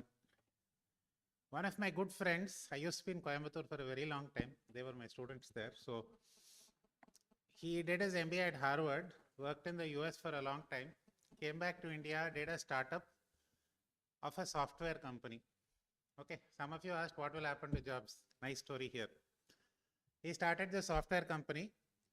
You know what the software was? They were basically installing ERP, creating bots, creating websites, all sitting in Coimbatore across 15 countries. One of their customers happened to be government of Malaysia, one in UK, some local municipal across the world. Africa, you name it, Brazil, you name it, they had all working out of Coimbatore. One day, somebody asked, you are using AI. He's one of my sources where anything happens, first thing he'll call me. DeepSeek was launched. Next day he called and told me this has happened. Somebody asked him, you're doing all this AI, but your own organization, you're still sitting and doing the old Python code. So he took a decision. From tomorrow, we will use the same AI in our office. What do you think the response would have been? Anyway, everybody uses ChatGPT and all, right? I'll give 2-3 challenges now. Okay, so what was the first response? Everybody said, no, not possible. Why? AI will take away our job. Instead of 3 people, 1 AI will do the job. All of you are thinking this, right? Same response came. They have a small team of 20 or 25. They all said, no, we can't use. Now, what do you think he would have responded? Anyone? How do you think he would have responded? Okay, when such resistance comes to something called a disruptive change, sometimes the Hitler approach is the only way. He called all of them and said, either you use AI or tomorrow get relieved and get lost. Very tight approach, right? Okay. So grudgingly, God knows what all they would have said, you can't hear. They all went back and he was monitoring them every 2 hours. Which every single action when they brought reports, did you use AI? Where did you use AI? And do you know what the result was? Now, here is what I want to tell you. See, before they started using AI, to build a website used to take them 3 weeks. One website. They were charging about 1.5 lakhs for one website. Note the point. After AI, it takes them 1.5 hours to build a website. And they can charge them even 20,000 rupees. That's the cost, right? So this is the thing which all of you will look at, right? Something else happened. You're all business school students. Can you see anything in this? Anyone? What does this convey to you? Previously 3 weeks, now it takes only 1.5 or 2 hours. Is anyone spotting a job loss? No answers, right? Okay. Well, you know what happened? Anyone can guess? Previously, they used to take orders for 5 or 10 websites every month. Today, they take 300 website orders a month. Business has gone up, not gone down. Can you see what's happened? Because they used AI, they are able to get more orders. The sales turnover has gone up. Profit margin has increased by 40%. Same people. Previously, they were building a chatbot, for example. He has given me his entire portfolio. I just told you one website. Building a chatbot used to take them some ages to build. Now it takes them 1.5 hours. Bot is ready, just configure it. AI does it for you. Okay, I'm not going to specify. I'm going to show you a few inspiring stories, including, okay, I'll tell you a story what we did at Great Lakes, okay? We were one of the few outliers where we used AI everywhere. In my class, okay, all of you have access to AI now. Open your mobiles. Tell me, I want you to ask a question. How many R's in strawberry? Find out. How many R's? R. Okay, R for red. How many R's in strawberry? Can be any, can be ChatGPT, can be Gemini, Claude, you name it, Perplexity, you name all of it. I'm not particularly fond of anyone. Yeah, anyone? Answer. How many got the answer 3? How many got the answer 2? Don't tell me it always gives 3 because LLMs are probabilistic, they're not deterministic. Nobody got the answer 2? I know you all know it as 3, but does LLM know it? 6, very good. Anyone else? 3. How many got 3? Raise your hands. Be honest about it. I'm not giving an exam. Rest, how many got 2? Good, 1 is honest. How many got 1? Nobody. How many got 6? Somebody got 6, right? How come? See, when you use any technology, you should know where the problems are. It doesn't mean don't use the technology. Please use it knowing, strawberry is a very simple thing, right? But LLMs are very bad at one thing, and that is numbers. Okay, some genius on the internet would have said there is only 1 R in strawberry. Somebody else would have said there are 6 R's in strawberry. This one would go read and come back. It's pattern matching. It's pattern matching, okay? It's probabilistic. So many of you it said 3, although I don't believe it. But LLMs can do amazing stuff. Do not use it for numbers. Don't ask it to solve an equation, can't do. Don't ask it to summarize numbers, okay? So when you summarize numbers, please take it with a pinch of salt, verify it. LLMs are bad. Okay. So this one particular industry, forget about the numbers, you didn't use it for numbers. If you use it for numbers, you will have to do something which he indicated called agentic AI. Have a tool for the numbers, say calculator or say a spreadsheet. Ask the LLM to use the spreadsheet, calculate and give you the answer. Okay. Ask the LLM to calculate and give. So all of you want to try it, not now though. If you go into Google Sheets, there is a free extension or plugin called ChatGPT in Google Sheets. And all of you have used Excel, right? Equal to formula, whatever. There is one formula called equal to GPT bracket open bracket close. Inside that you give you a prompt. And one of the first assignments my students did was, first column give all the cinema actors names, Rajnikant, Vijaykanth, Vadivel, etc. Okay, next column equal to GPT. Give me a punch dialogue spoken by these people, bracket close. Drag it down.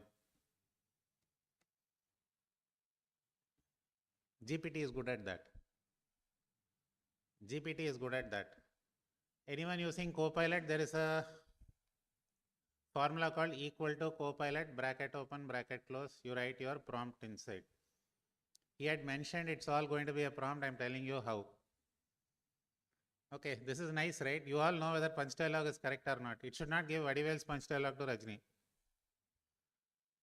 Right, so GPT is very good at pattern matching and use it for that.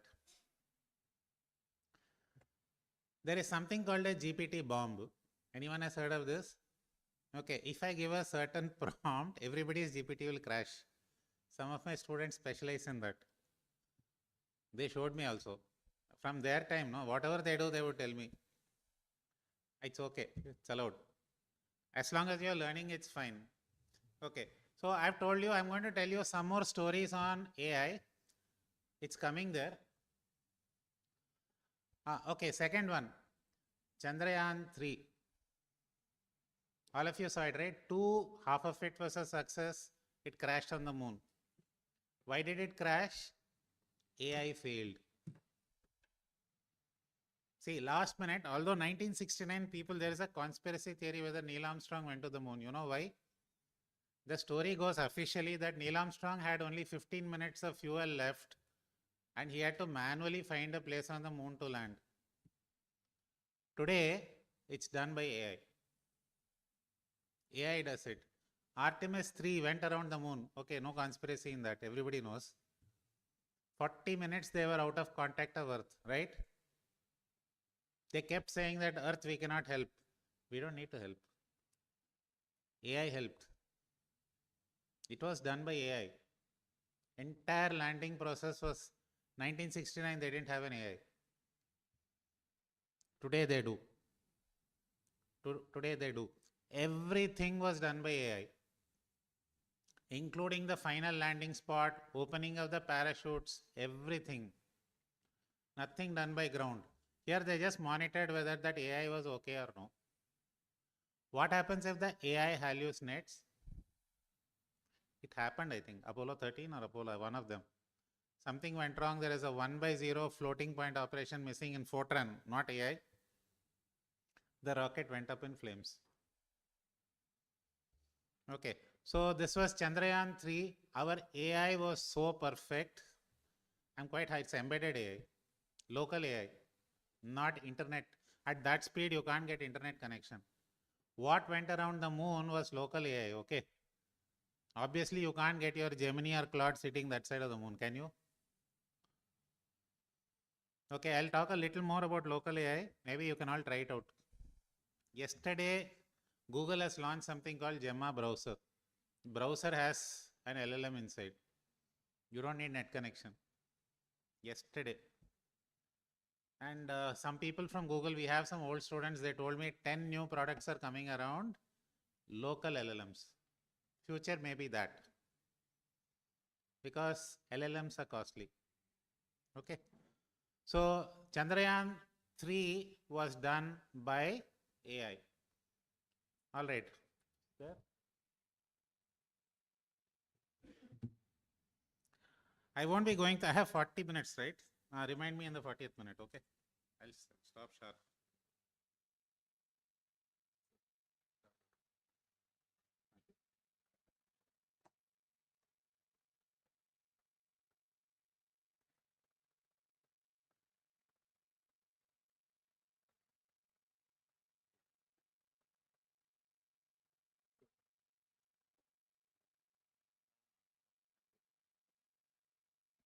Okay, first story number 1. All these are real life stories, okay? Although Okay, I strictly don't like using PPTs. You can ask them. I've never used it in my classes. I'm still the old board guy. Blackboard or whiteboard. Anyway, since this is a talk on AI, I got this particular slide deck prepared. I used Claude, okay. Although I personally use a lot of Gemini, this was done in Claude. So Anjali asked me, why do you need it? I said, it's a conference on AI, so I have to use AI. Okay, there is one more AI tool which I think all of you should use. I'm not the guy who's going to say don't use. Okay, my class, it's all allowed. Please use Notebook LM. Notebook LM is free, belongs to Google. You can create anything you want. You can create a podcast, you can create a summary, you can create a mind map. It's very useful to study and it's free. You have a Gmail account, you can do it. Okay, Notebook LM is one of my favorites. And if anyone has a Gemini Pro account, Notebook LM, you can get it inside Gemini, straight. Okay, so it's a must use, especially for summarizing the data, for creating reports, for creating data tables. Notebook LM does not hallucinate. Notebook LM does not hallucinate. Check it out, okay? You can even write research reports. We use it quite a lot. And obviously it's allowed for students, okay? This is a technology which is here. Use it properly. That's about it. Don't bother about, okay, I'm tempted to quote something. There is an old saying, right? The law was made for man. Man was not made for the law. You remember that? Replace the word law by technology. Technology was made for man. Man was not made for technology. So if there is a technology, use it where you can. Don't depend too much on it. Don't let it give you instructions. Okay, the first one, pancreatic cancer. These are all real life stories, okay? By the way, I gave all these incidents to Claude and said I gave a lot of instructions on how to get it done. So whenever I write a prompt, it's usually 3 pages. I want very specific stuff there. But this was done by Claude, free version. I don't use the pro version, so Gemini Pro, I can tell you. ChatGPT is nice, but okay, those who are using Claude or ChatGPT, please use the agentic part. ChatGPT has got something called Codex. Claude has got something called Claude Co-work. Please use those two. There is something called skills. I shall not be discussing today. Every agent has got skills. Future is going to be skills. And I've also spoken to your professor. There is a nice software called Google Anti-Gravity. It's easy to use. Please learn how to use it. You can figure it out in half an hour. This is not an IT class. So, okay, first one. Pancreatic cancer is not easy to detect until it is too late. Example, Steve Jobs.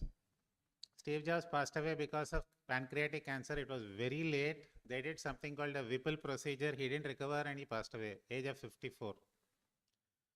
Okay, normally,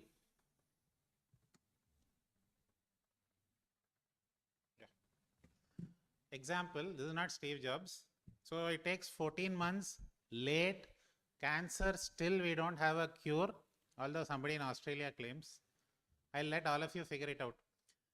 This is a story in Australia. Somebody's dog had a cancer of infection, or okay, he had cancer. The dog was about to die. This guy wanted to help his dog in Australia. And so what our gentleman did, he knew somebody in the University of New South Wales. And in the University of New South Wales, there was somebody who was doing genetic sequencing. He took the gene sequence of the dog, did the sequencing, and they created some drug, gave the drug to the dog, dog recovered from cancer, okay? Story. Rest of it, go verify. In my class, I usually have people verify. Don't believe because somebody says something. All this verifiable. Okay. So pancreatic cancer, 14 months, you can't detect early. So what do you think we can do? It's there. I'm not going to read it out. It's a very difficult cancer to treat, especially pancreas. People become diabetic, you know why? Pancreas has got one particular cell called beta cells. They secrete insulin, that goes. Okay, what do you think happened? So what happened was this. Solved by AI. It was solved by AI. Okay, AI solved it. I know font size, I forgot to tell Claude, don't make it small. I prefer. See, if you use something, accept it. I told you, I don't use too many slides in my class. But anyway, this time, since it's a talk on AI, I decided, okay, let's do it. I had one more deck made in Notebook LM, but okay, which one, this or that? Okay, I said I'll take this today.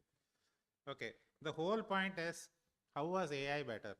And here is the answer. Can you see the difference?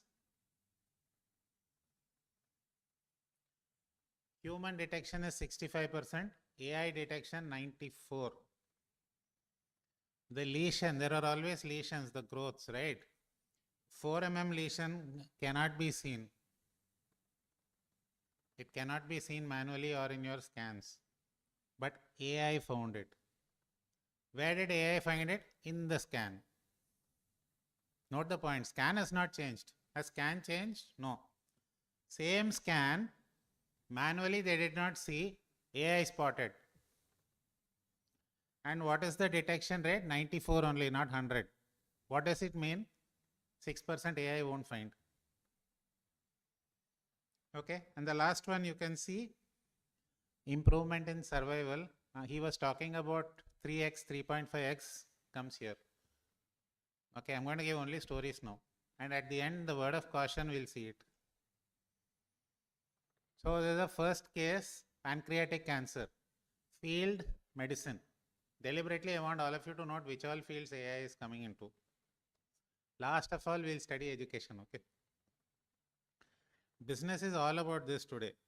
Okay, the next one, next case. Flood, all of you have seen the Chennai flood, right? Kerala flood. Why Mecca Medina had a flood? After so many years, climate change is horrible. Flooding, did you ever get a warning before the flood? Kerala flood, 1 year it happens, next year again happens. First year they said 39 dams are open at the same time, next year they open it in a phased manner, still you have flood. How come? Chennai, we know they built it all on lakes, okay? It's below sea level, Velachery and other places, correct? So water anyway will come. All right. So how do you get warning for this? How do you get the warning? Anybody? This is the incident. I know it's a little small. Last row, please excuse, okay? Sorry, I forgot to make the font size. Is it visible? Yeah, hopefully. See the damage. How many billions was the damage? 1 week. See, the 1 billion is, by the way, 9,500 crores. 3.2, calculate please. 9,500 crores is the damage in 1 week. Yeah, anyone? We don't want anybody flooded, correct? We want to help them in advance. How do you do it?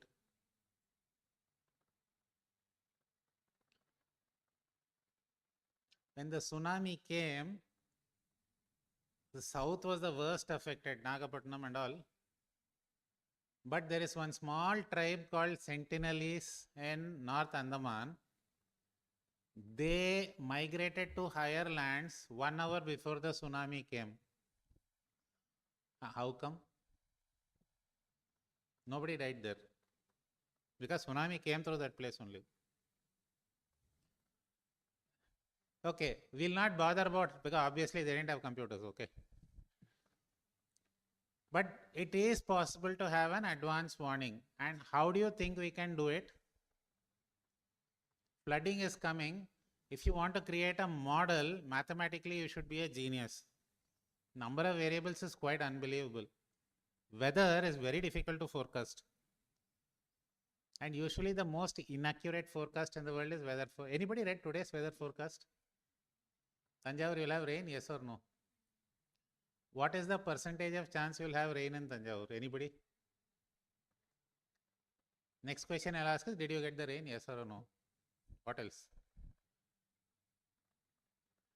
See, weather forecast is very tough to do. Flooding, at least weather is a daily phenomenon, right? Flooding is a once in a while phenomenon where you have to be ready, but it may not happen. Every time it rains in Tamil Nadu, we get a flood now. It wasn't so when I was studying. Today it's becoming more and more a reality. And your generation has to take care of all that. What do all of you plan to do? Example, is Tanjavur ready to handle a flood? Yes or no? Chennai is not ready, I know. If it was ready, we shouldn't get the flood, no? I am sure in December this time we'll know whether I was right or wrong, I don't know. Somebody has published a case study saying disaster unpreparedness case study Chennai. Nice city, nothing wrong with it, but flood preparedness don't know. Okay. Calcutta, Bombay, I have no idea. They haven't had a flood till now. So, okay. Now, as usual, since this is a talk on AI, okay, AI has given us a 7-day advance warning for how many countries? This is not Chennai, okay? This is not Tanjavur. This is 80 countries. There are a lot of things like satellite maps, everything it has taken into account, and it's free, by the way. Anyone wants, you can go and get NASA photos of the Earth. You can get NASA photos of the Earth. You can see there is something called, you can see the night lights, you can see the day cloud formations, everything. AI has done it. AI has done it. 7 days advance warning. Will it be helpful? I have no idea. It depends on the government. It depends on the government and government policy. Elections are just over, right? We hear a lot of manifesto.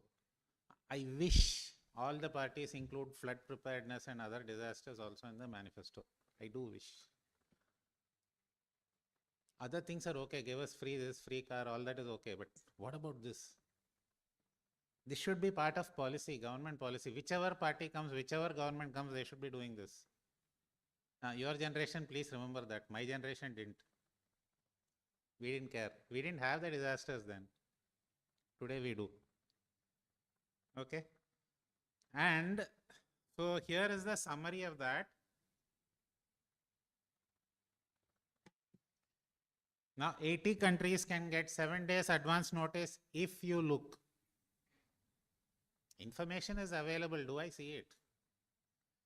And faster rescue, 60% improvement in rescue rates. 60% improvement in rescue rates. All by the use of AI. All by the use of AI. Remember, AI has built, we call it machine learning sometimes.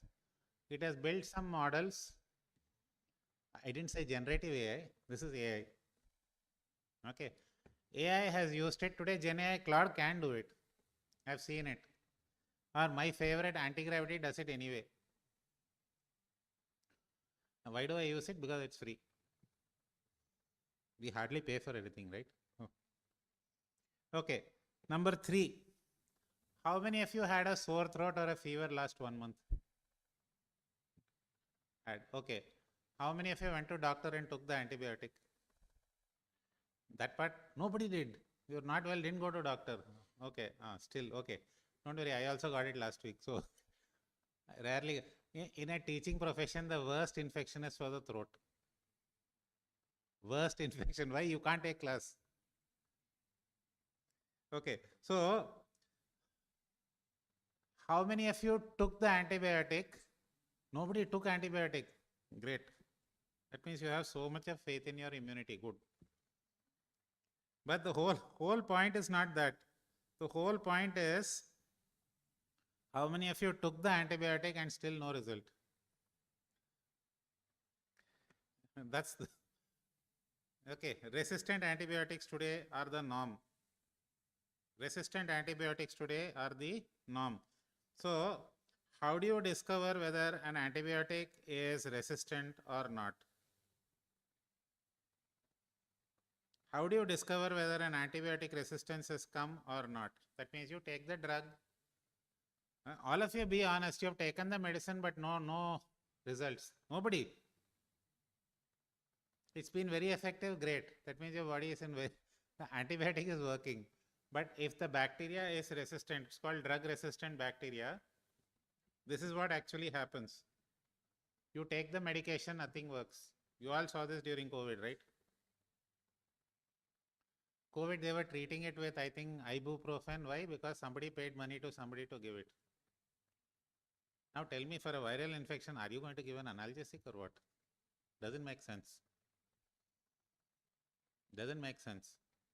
Although one of my old friends somewhere discovered, okay, don't quote it outside, medical profession doesn't like it.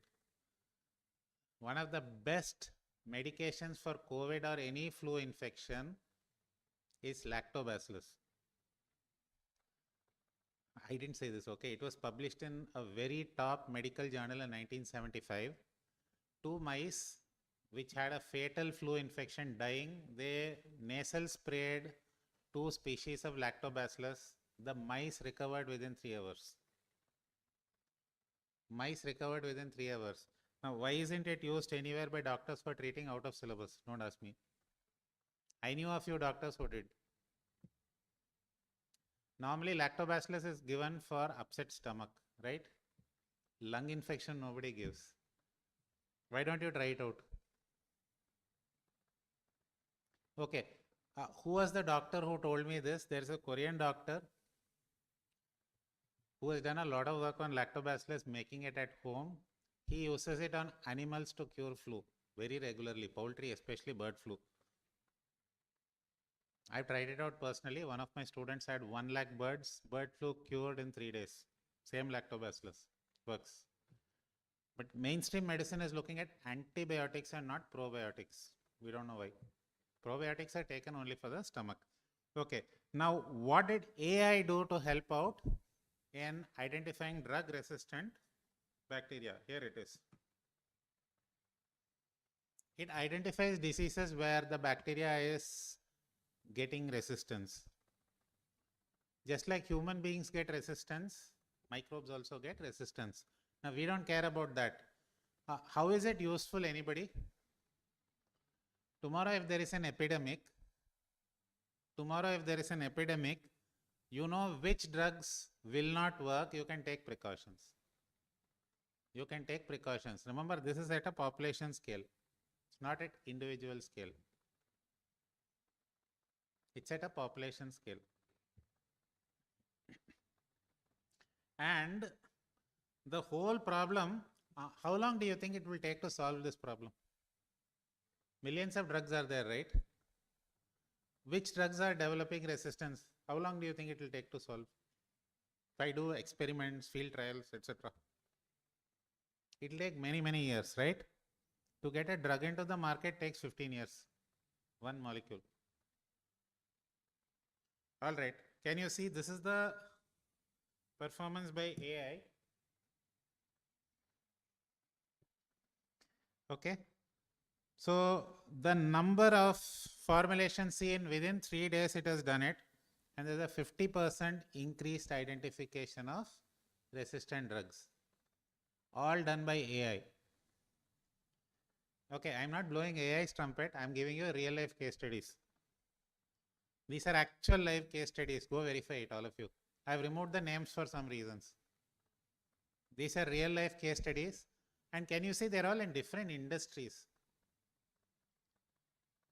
Okay, he was telling you AI is going to affect everything, right? Proof. Here is the proof. Okay, let's see.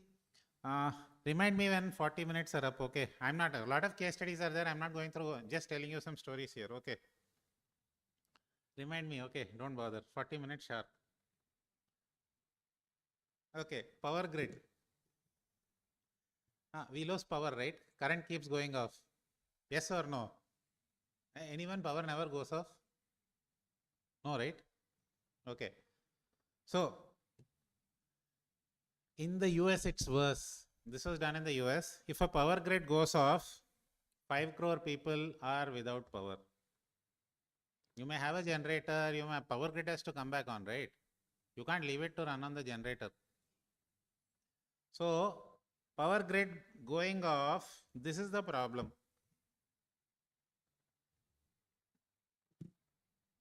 Imagine IPL matches going on, power went off. What will happen?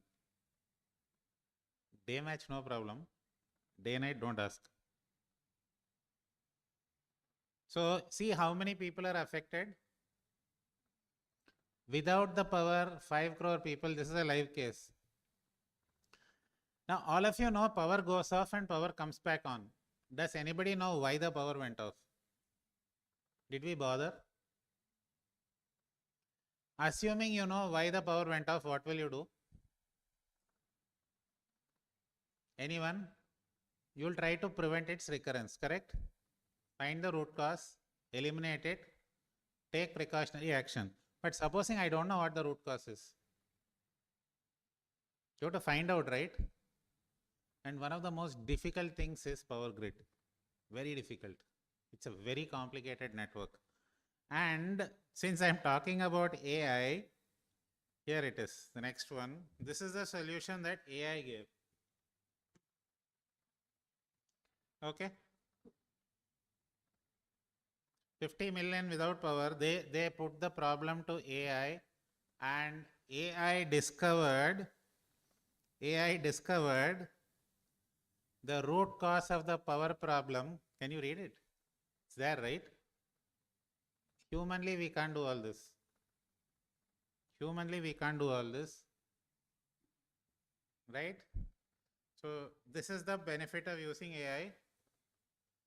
It discovered the problem in precisely 15 seconds. Okay. And how many alerts have come? 10,000 plus. 10,000 plus alerts have come. And there is a 40%. Can you see the 40% there? Yes or no? Okay. There is a 40% increased chance of identifying.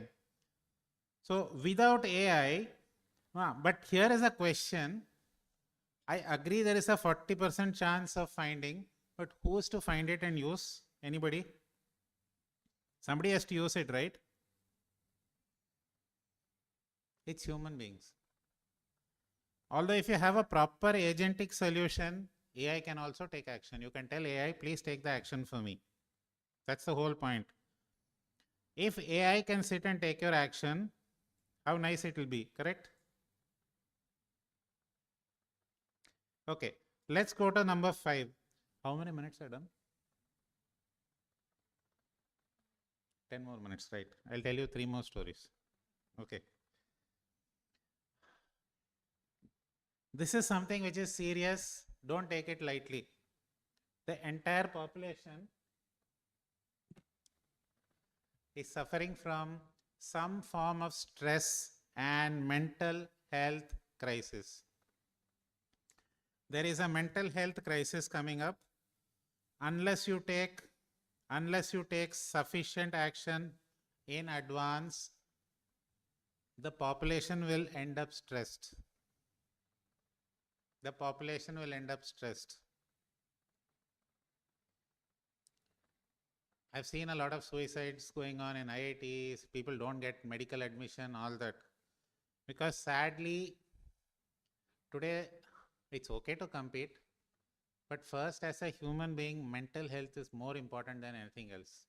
After mental health, it is physical health. Career is nice, but without these two, it's a very unstable combination. So how do you identify mental health problems? Nobody is going to come and tell you, I've got a stress problem, please help me. Moment you take somebody to a psychiatrist, people say they are going to say you're mad, so I don't want to go. It's not that psychiatrists know a lot, but anyway. I've had any number of them in my family, so I know them personally. The way they treat mental health issues is still primitive. Okay. Those who are interested, one of my favorite doctors in California, Dr. Daniel Amen. Okay, Dr. Daniel Amen. I'll talk about AI in a minute. Daniel Amen was the first person as a psychiatrist. Okay, he's a certified psychiatric doctor who worked for the American Air Force. Armed forces are the places where people are under maximum stress. Okay. He was the first doctor to say, let's scan the brain. He did something called a SPECT scan. All of you can find out, he has got a nice TED video, 14.5 minutes. Dr. Daniel Amen. Okay, it says scanned 85,000 people or something. That's the name of the TED video. He was the first person who said scan the brain to identify the stress. Most of our brains are not scanned. And psychiatry, according to him, I'm not quoting it, okay? Psychiatrists are the only medical professionals who don't look at the organ they're treating. Somebody has a fracture, you take an X-ray, correct? Somebody has a stomach ulcer, you do an endoscopy. That means you're looking at the organ. And where is psychiatric stress? Obviously, it's in the brain. Anyone wants to say stress is in the hand or stress is here? No. It's all in the brain, okay? As of now, let's say mind is the brain. I don't think the hand has a mind or whatever. He's the first guy who said, take a picture. And not one, not two. In that TED video, he had taken about 83,000 scans. Today, I think it's crossed 140,000 scans. You can write to him, he writes back. He has written a nice book. I think, Know Your Brain, Know Your Mind or something like that. He's written a nice book on that. But he's the first person. Mental health is a serious thing. And the most important organ in the body is the brain. Brain health, according to me, is great. AI does help, okay? So this is the problem. WHO, not mine. WHO has predicted that this is going on. Daniel Amen is not there in the slides. I didn't tell Claude to do it. So Daniel Amen, please to see his videos, nice videos. In fact, he has told a lot. Okay, I can't resist the temptation. Drug addicts. So a person who takes a lot of drugs, there are two brains, okay? One is the physical brain. The second brain, it's not the brain, but it's the electrical brain. There's a lot of firing of neurons going on inside, okay? Dr. Amen looks at the electrical brain. And when you look at the physical brain of a drug addict is the same as us. But the electrical brain will show a lot of holes. Lack of activity. Football player, not our football, okay? American football. You've seen the American football players, right? They keep banging their head. You see their brain patterns, it's full of holes. He had to rehabilitate them. He had to rehabilitate them. He has given all those scans. Go ahead and see it. But the interesting part was, till now, drugs are bad for the brain. Everybody knows. Here is a guy who has proved it. Here is a guy who has proved it. And AI has solved it. AI has solved it. AI is the way. And you can see the detection. 75% of those who have stress never receive treatment. Treatment need not be medication. I still am against the medication psychiatrists give. Why? I was talking to the dean at PSG Hospital, personal friend. I asked him one question. Two people are having the same symptoms of stress. Different parts of the brain are affected. Symptoms are same. One may be the left anterior part, the other may be the right posterior part. Okay.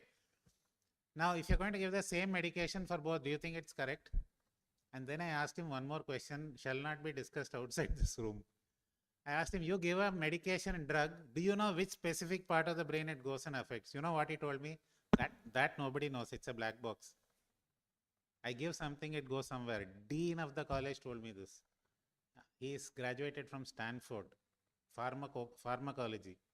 He knows in and out of pharmacological science. So sadly, the brain alone, he says it's more like a sedation, and that's not a cure. You go to a psychiatrist, gives you a sedation without looking at your brain, I disagree. Okay, one of the top psychiatrists in India was my first cousin, working at Nimans. He himself told me this. He himself told me this. It's sad because all the so-called emotional problems come out as social issues. In the US, it's worse. Somebody takes a gun, President of the United States, dinner. Social issues. Untreated. Untreated. Okay, so AI has helped. AI has, okay, how to deal with stress? There is no one method, okay? You asked me, I've tried 5 or 6 just for the sake. Somebody said alpha music, go and try it. Okay, somebody said go play games, try it. Somebody said go try yoga, try it. All work. There's no one particular thing. But the whole question is you have to deal with it, yes or no? And AI has helped you reduce the symptoms by 35% more. Okay, one last story. I'm on time, right? No extra time. So, okay, the last story. You keep saying this, wildfires. Can you predict it? After a fire comes, nothing can be done. Don't even try going near. Don't even try going near. It destroys forest lands. It destroys forest lands. Happens very often in California. Already California is a desert. On top of it, this. Okay. And this is the problem. Okay. This is the problem. So many million hectares went. You can read the problem. I promise to stop with this. Okay. Go. The rest of it, I've given the PPT. You can have all of it. All these are real life cases.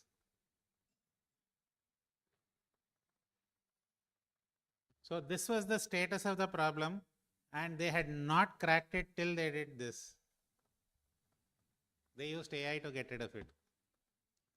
Okay, they used AI to get rid of it, and can you see the results? See the detection speed.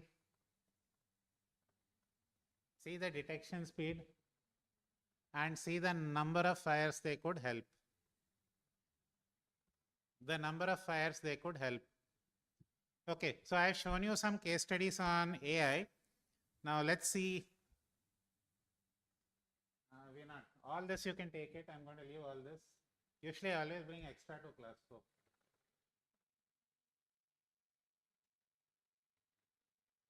Okay.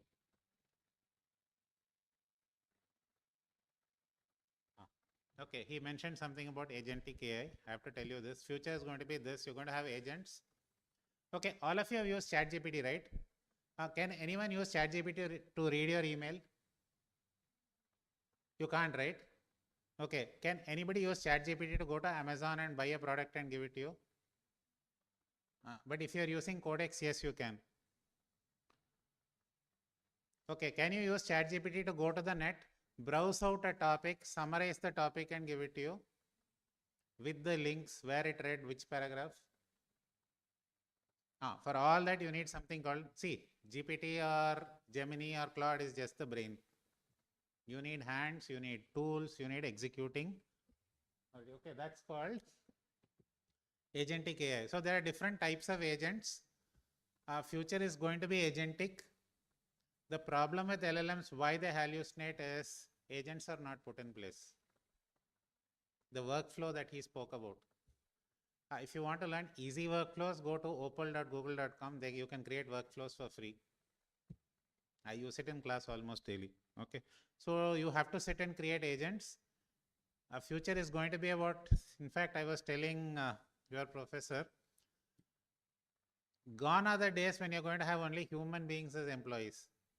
You might have a sales force, 60 people, 40 are human beings, 20 are agents. Sit and manage it. Company purchase manager is an agent. Another company sales manager is an agent. This agent talks to this agent. It's going to be that. We call it A to A. There are problems. It's not easy. There are problems. It's not easy. Especially if you have something called malicious intent. That means you give an enquiry just to break down that particular system, security or whatever. Give a spoof order. So all these things have to be taken care of. Okay, all these things have to be taken care of, and that comes to the next one. Okay. Now this is one more thing I think you asked. How will your job? See, your jobs are not going away. Job descriptions are going to change.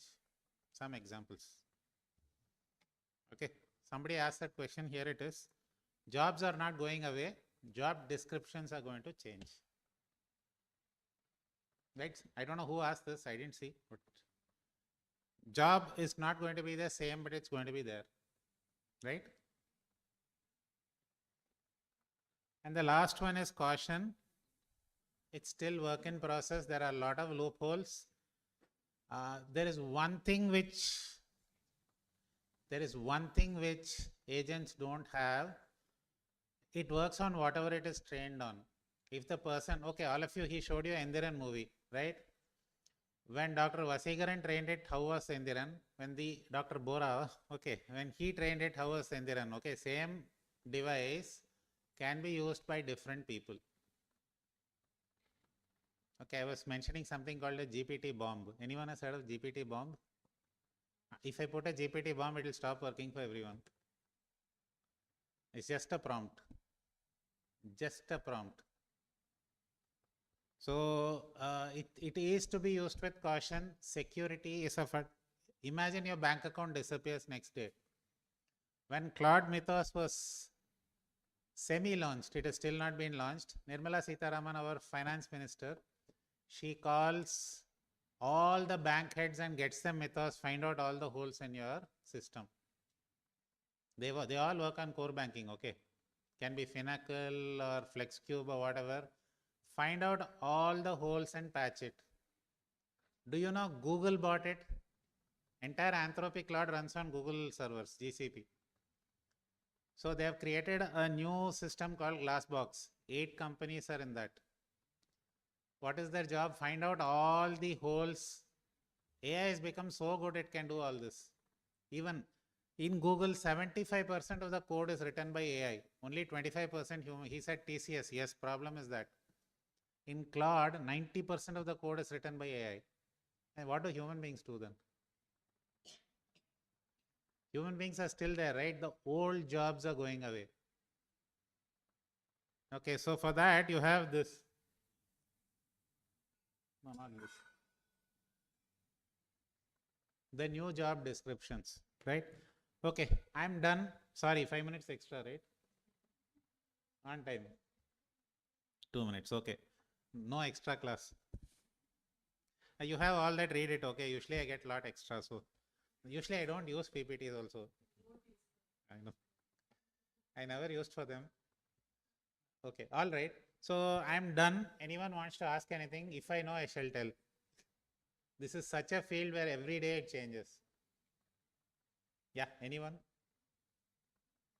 Okay, slides will be with her. You can collect it from her. Yes, sir.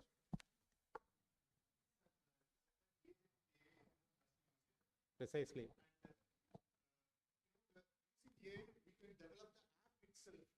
That's an agent. Okay, static app or LLM app? Yeah, that is okay. That's not agentic. Agentic AI will have LLM inside it. It will take decisions. Static app is basically like you have your WhatsApp, or WhatsApp is not intelligent. Supposing WhatsApp had an LLM, it has Meta, ask it to read a message by 10 people and automatically answer. That's agentic.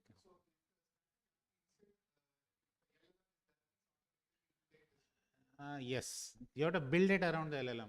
You can't just put it inside. The workflow has to be built. So that is agentic. In fact, okay, I've given them both. I showed them you can Google Opal, you can create an agentic app. Just give a prompt, you can create it. You have a lovely app ready. Please try it out.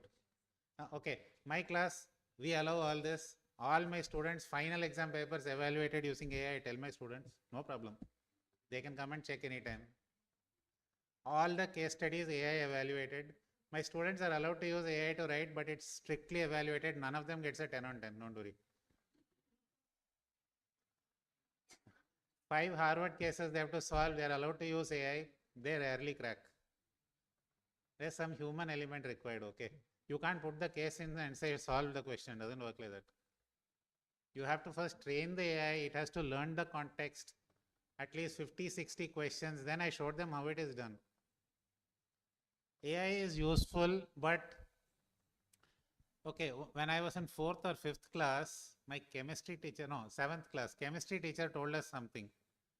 Halfway, they were teaching us some equations, suddenly asked a question, none of us answered. You know what was it? It was more of a derogatory comment. Said, all of you stop writing what I'm saying with my mouth without sending it through your brain.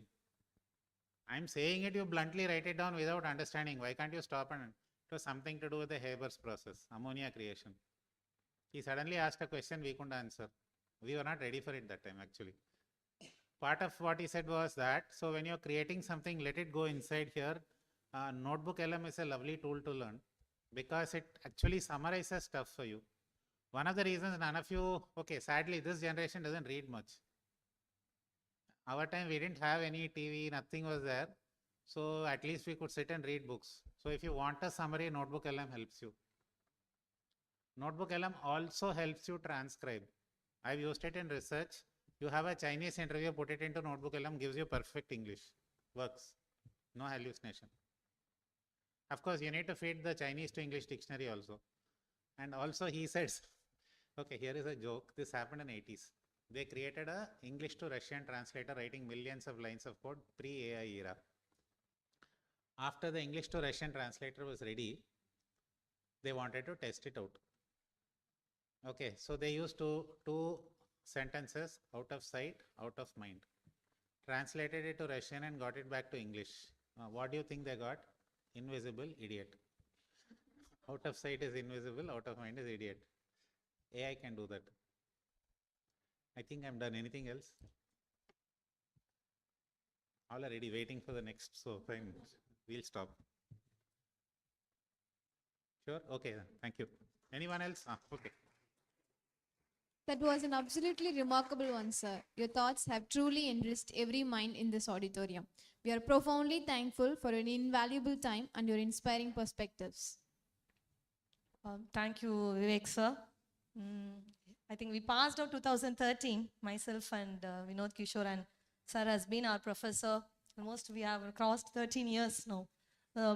But every time, not only to GSB, when I worked with Liba, also every time, when I call him for a conference, with utmost greatness, he comes to the institution to grace the occasion. And there is always a curious child in him, thirst for learning, always tells that this is new, that is new. So more than us being updated, he is way more updated, ahead of technology, and more than anything else, such a great human being. You can't even find a great gentleman these days, and such a honor, sir. Very simple man, doesn't expect so much of luxury and everything. Whatever he practices, he preaches, and vice versa as well. Thank you so much for coming, sir. Thank you. Now, we'll move to the final keynote speaker of the day, Dr. Akanksha Jaiswal, Assistant Professor, Human Resources at Loyola Institute of Business Administration, Chennai. It is my great privilege and honor to welcome our esteemed chief guest, Dr. Akanksha Jaiswal, a distinguished academician, researcher, and thought leader in the field of human resource management and organizational behavior. Dr. Akanksha Jaiswal is currently serving as an assistant professor at Loyola Institute of Business Administration. An alumni of Liba herself, Dr. Jaiswal is a double gold medalist in her postgraduate studies, reflecting her exceptional academic brilliance. She further pursued her PhD from IIT Madras, where she was honored with the Best PhD Thesis Award for her research on workforce diversity and employee well-being, an area of growing importance in today's dynamic organizational landscape. With a strong passion for research, Dr. Jaiswal has published extensively in leading international journals and presented her work at globally reputed conferences such as the Academy of Management and the British Academy of Management, contributing significantly to the advancement of knowledge in HR and organizational studies. Beyond academia, she actively contributes as a resource person for faculty and management development programs and has been involved in consulting for various organizations, bridging the gap between theory and real-world application. Dr. Akanksha Jaiswal's journey is a true reflection of excellence, dedication, and impactful scholarship, inspiring students and professionals alike to strive for innovation and meaningful leadership. Ladies and gentlemen, please join me in extending a warm and enthusiastic welcome to our chief guest, Dr. Akanksha Jaishwar. I now invite Dr. B. Isaac Johnny, Associate Professor, Jnanam School of Business, to felicitate Dr. Akanksha Jaiswal with memento.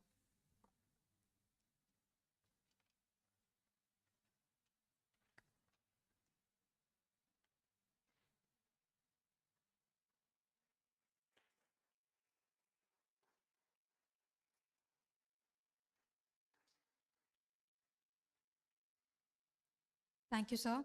Now we invite Dr. Akanksha to the podium to deliver a keynote address.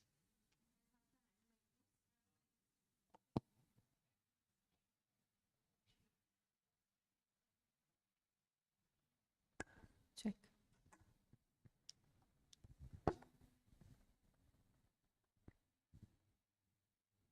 Very good afternoon to all of you. It is indeed an honor. Thank you, Dr. Anjali, for having me here. And I think you don't like me much because you've placed me just before lunch. So, so I hope that I don't make you all fall asleep. And also after hearing Dr. Vivek's passionate presentation, and I'm sure Vinod Kishore also would have given you deep insights into AI, I think I will follow a slightly conservative approach here. So I don't know what Vinod spoke about, but Professor Vivek has given us multiple use cases around the application of AI, which I accept is definitely important in today's times as well as it is needed in the future. But I would also like to touch upon certain aspects around which this conference is organized. If you look at the word, AI is embedded inside humanity. So I would like to touch upon humanity, sustainability, and human capital, which are the three pillars of today's talk. Where do I?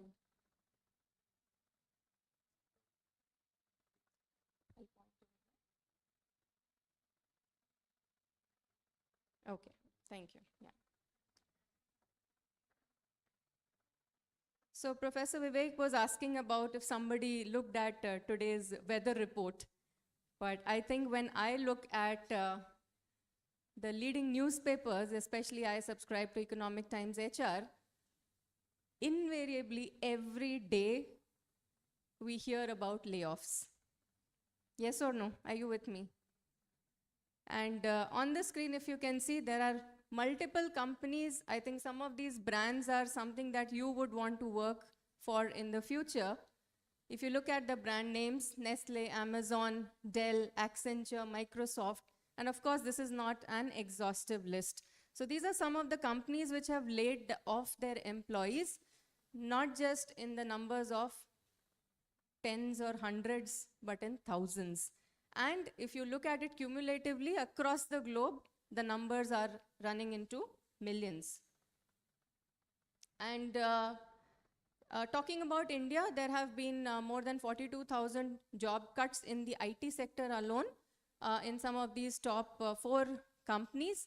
But I don't believe this number, what you see on the screen. 42,000, I think, is a very small number. If we look at the statistics, if we go around and search for data, I'm sure that this number is much, much more than 42,000.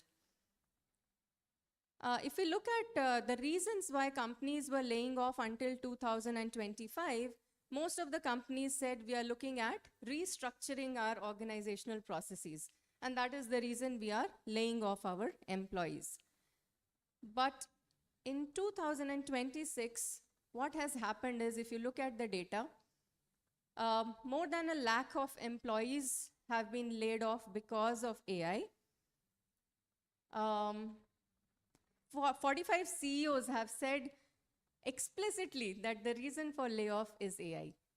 Okay, and if you look at per day, the number of people who are laid off, I'm very sure it will touch close to 1,000 per day, right? And the difference in between 2025 and 2026 is that previously organizational leaders were masking the reason for layoff as structuring or looking at maybe there was a lot of hustle around President Donald Trump talking about diversity and inclusion and so on. But this year, most of the organizational leaders have been very explicit. They are very clearly saying the layoff is because they want to direct their investment from humans to AI. Very clear. So until last year, it was hidden, invisible, as Professor was saying, it was invisible. But this year, they are very explicit about the fact that the layoffs are not because of anything else but investment into AI. And I looked at some of the companies again, Meta, Microsoft, Amazon, Salesforce, Citigroup, Accenture, Oracle. Look at the numbers over here. 8,000, 11,000, 30,000. And the key reason over here given by all of these companies is investment into AI development and infrastructure. So the AI arms race is being funded by the human capital. And interestingly, this is called as the self-feeding loop. Why? Because you lay off the workers and you save a lot of money that you were paying them as salary, redirect into AI-related R&D and infrastructure, build AI tools, whether it's Gen AI or Agentic AI. Again, you need fewer staff to operate that, and the loop repeats. So therefore, explicitly now the companies are investing into artificial intelligence at the cost of human capital. How is this revolution different from the previous revolutions? Because this is a very commonly asked questions. People say technology has been advancing. So what is the big deal about it? We have seen 3 revolutions. We have seen industrial revolution and so on. So what is the thing? With every revolution, people adapt and people change, right? There are newer skills, as sir was also saying, the job descriptions are changing. There are newer skills that are developing or people are required to develop, right? So if you look at the first industrial revolution, from farms to factories, coal and steam, poor working conditions, rise of the services class, and you could see a lot of carbon emissions across the places where the industries were established.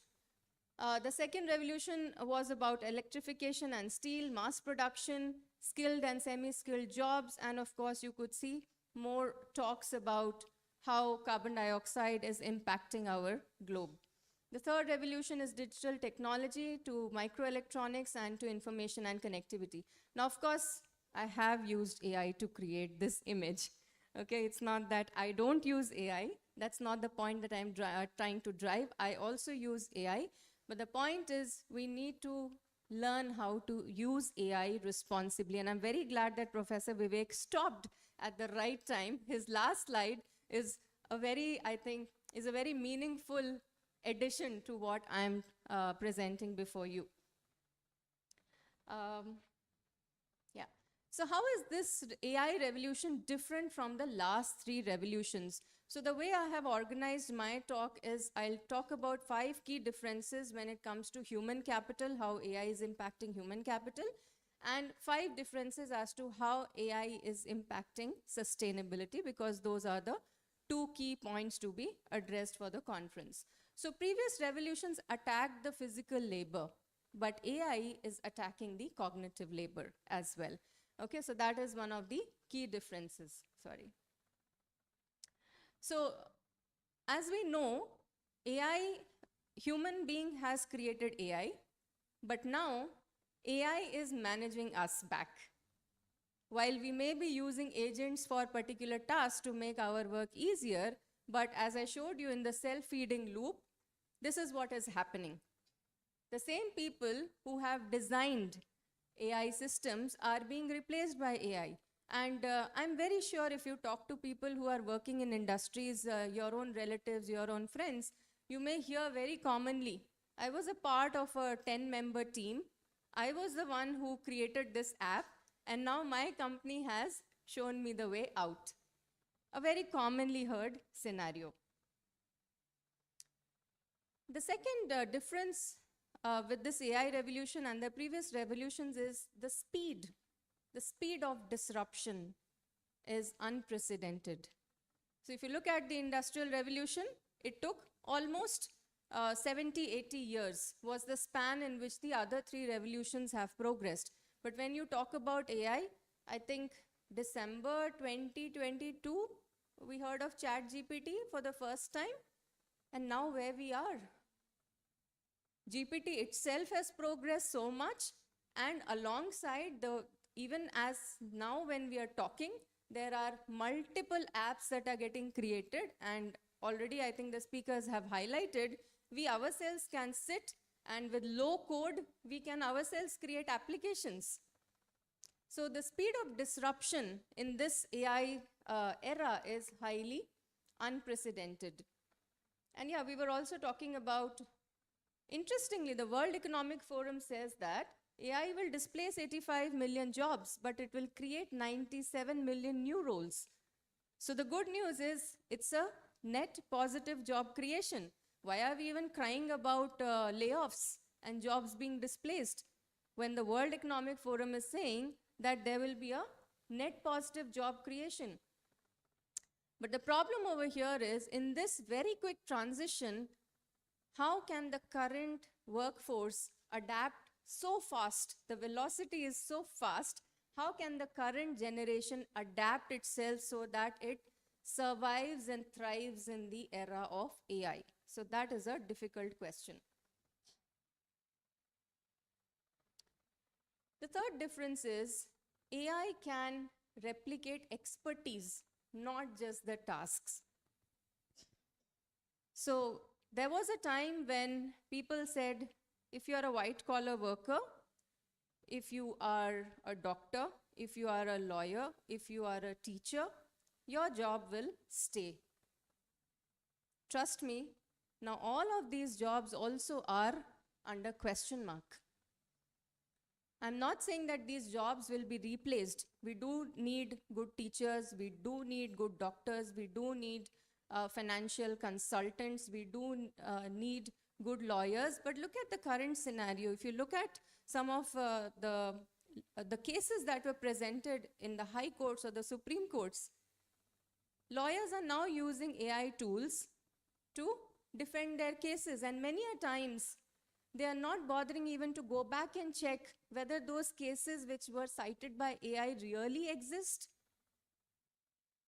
And I'm sure in the field of academia, they would agree with me. While we do use AI for,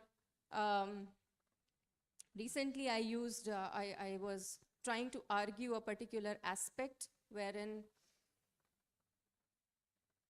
we wanted to explore that working mothers who had children less than 5 years of age, what is their status in current organizations?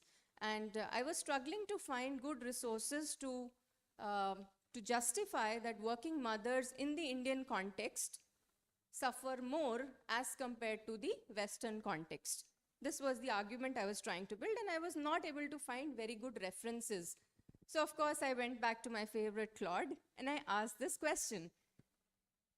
Claude created a beautiful answer for me, exactly what I was looking for. And of course, my prompt was very, very clear, 200 words write-up, and this is the context, this is what I want. It gave me a beautiful answer. But of course, as we know, we cannot copy-paste that answer and put it into our manuscript in the research paper. We can't do that, it's unethical. So I thought, let me rewrite it, but of course I need the references. And beautifully, Claude also gave me 5 references. I asked in the prompt, give me references. So it gave me 5 references. Very well, the job was done. Now as a researcher, I went to those references. What Claude had given me versus what those references were completely different. The title of the paper was different, the authors were different.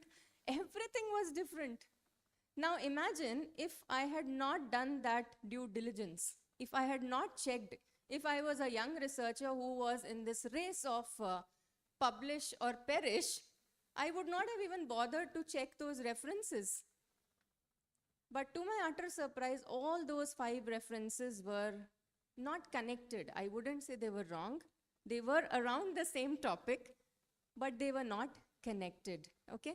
But now the point is that AI is, and I'm sure in a couple of years, all of these AI models are going to develop themselves much better, and I'm sure these problems are not going to be there. So which means AI is not just taking away the task, but it is also replicating the expertise that we have currently. Reskilling is harder because the target keeps moving. So in 2023, you were expected to know about ChatGPT. But today in 2026, there are n number of AI models, n number of LLMs that have come up. So as a common employee in an organization where I know this is my job, this is how I need to deliver my KPIs, how do I reskill myself so fast? Because what I learned today becomes outdated tomorrow. And a couple of years back, lifelong learning was, or continuous learning is something that was quoted as the mandatory skill for employees. But the problem now is, how fast can I learn so many things? And if I don't do that, I am out of the workforce in no time. High power concentration. While there are multiple apps coming up, but we all know that the power is highly concentrated in few players right now when it comes to AI.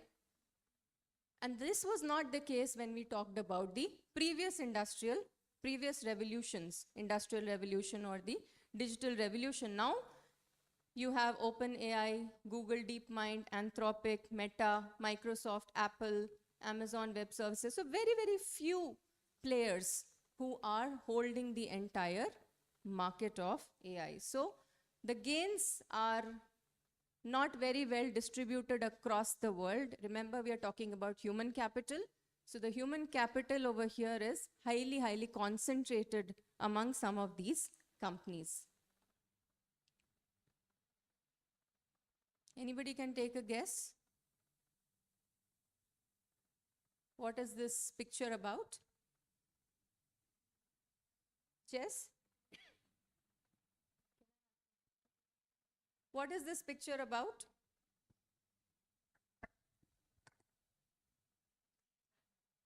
Any guesses? The clue is there on the screen. Oops.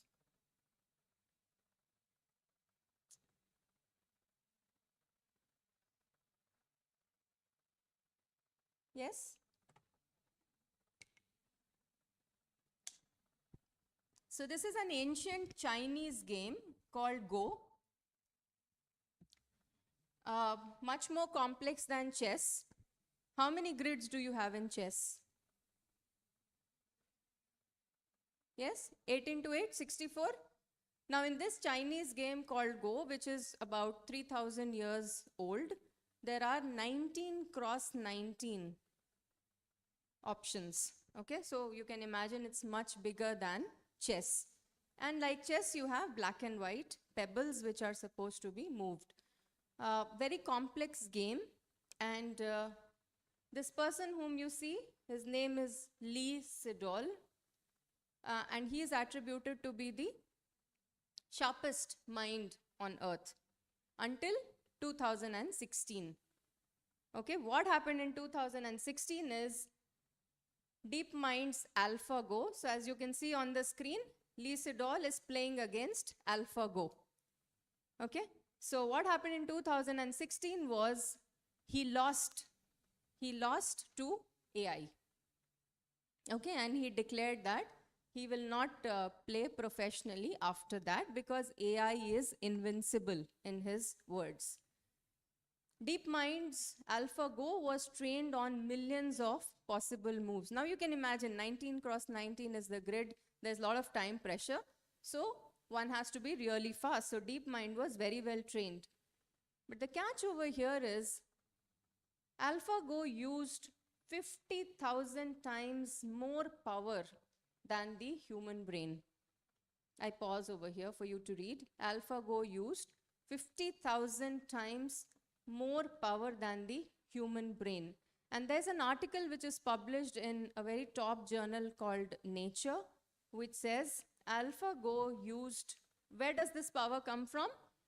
It came from 1,920 CPUs, 280 GPUs, and the brains of more than hundreds of scientists versus Lee's brain and his 1 mug of coffee. So what did Lee use? His brain and 1 mug of coffee. So I hope you understand that while we are talking so much about AI, its use cases from mental health to flood to fraud detection and so on, those are amazing use cases. But the power consumption of AI is enormous. And that is something which is not visible to us. What do? We put a prompt in whatever your favorite AI tool is, Gemini or Copilot or Claude, whatever it is, ChatGPT. You put a prompt, it gives you an answer. Okay? So we've already spoken about how it is impacting human capital. But the power consumption of AI is enormous. And that takes me from human capital to sustainability. So what is the difference between this AI revolution and the previous revolutions is, if you talked about industrial revolution and you saw that there was a factory or a mill set up in my community, you could see the smoke and the immediate communities will be affected by that smoke. Yes or no? Immediate people. So your water will be polluted, you will see a lot of smoke, you will have choking, you will have suffocation, breathing difficulties and so on. So the immediate communities were getting affected, but that's not the case with AI. AI is training large language models. They are hidden away somewhere. The data centers are somewhere far away. And those data centers, while you are benefiting from AI over here, the data centers are somewhere else. And they are affecting the communities of that particular place. So the AI's damage is global and invisible. Like I said before, AI has not just attacked the physical labor, but it has also attacked the cognitive availability, and also talking about the resources. So previous generations previous revolutions saw physical, either coal or steel or oil or computing or internet, but AI is using both. AI is a mix of both the physical resources as well as the cognitive resources, because AI uses rare earth minerals. Water scarcity was something which is a newer sustainability related dimension of AI. Okay, so water scarcity, this was not heard of before. Water is being used a lot for evaporative cooling of the data centers. So some scientists said, if the temperature of the place where the data center is set up is going up, let us put the data centers, let us use technology and create data centers which can be submerged in the oceans so that it can cool automatically. But then the heat generated will be there and it is going to affect the marine life. So there's a lot of stress on fresh water because of the data centers. There's also an efficiency paradox with AI. Previous generations, previous revolutions, initially when there was mass production or when the electrification happened, initially there was some stress on the resources. But beyond a point, it became, it tapered down, right? Once the economies of scale was achieved. But what is happening in the case of AI is it's following a very peculiar path. Even as the individual models become efficient, the scale of adoption and the race to build more capable models lead to more energy consumption. Ideally, the energy consumption should go down if the AI models are so efficient. But as of now, it is into a paradoxical situation. In order to make AI models more efficient, you need more energy.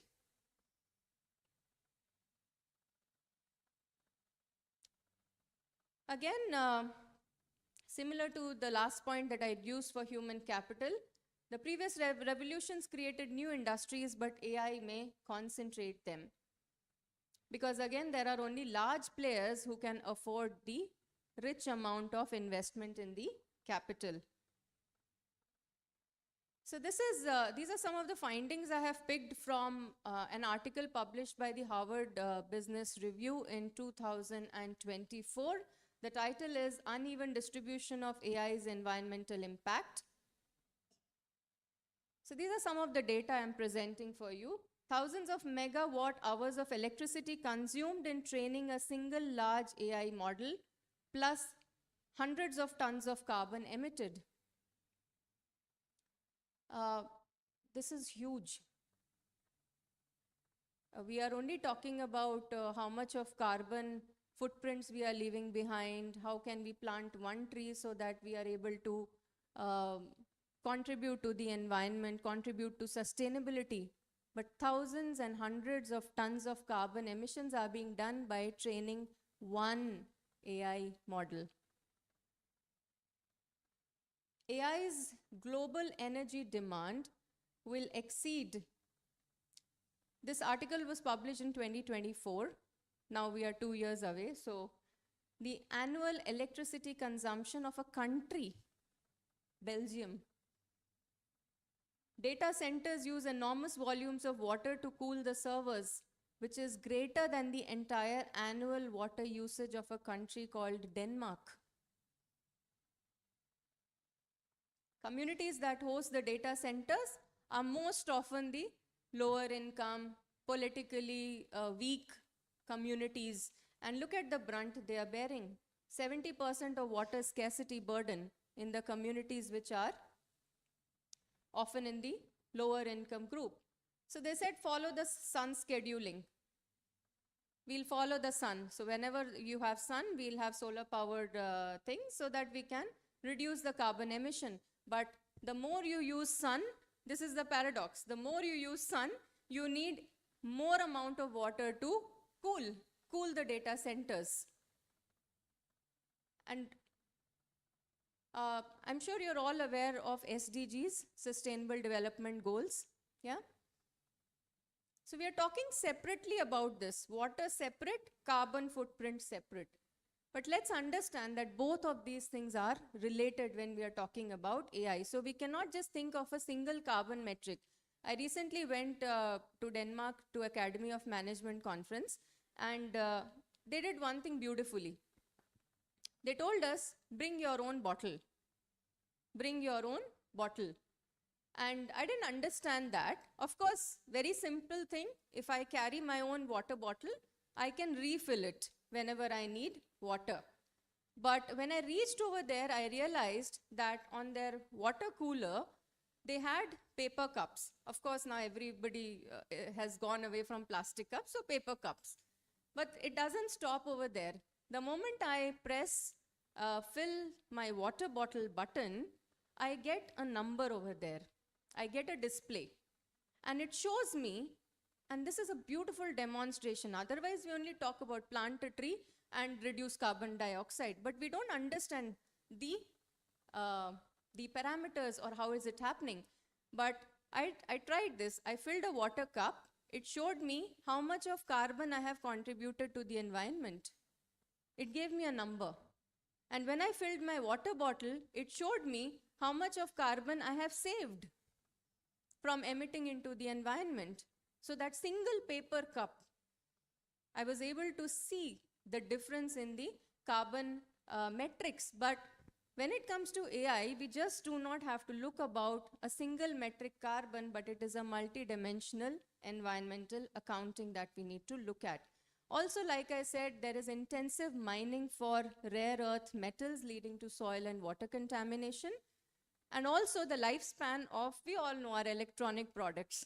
Gone are the days when we used to use the same products for years and probably even passed on from generation to generation. But now what is the lifespan of our products?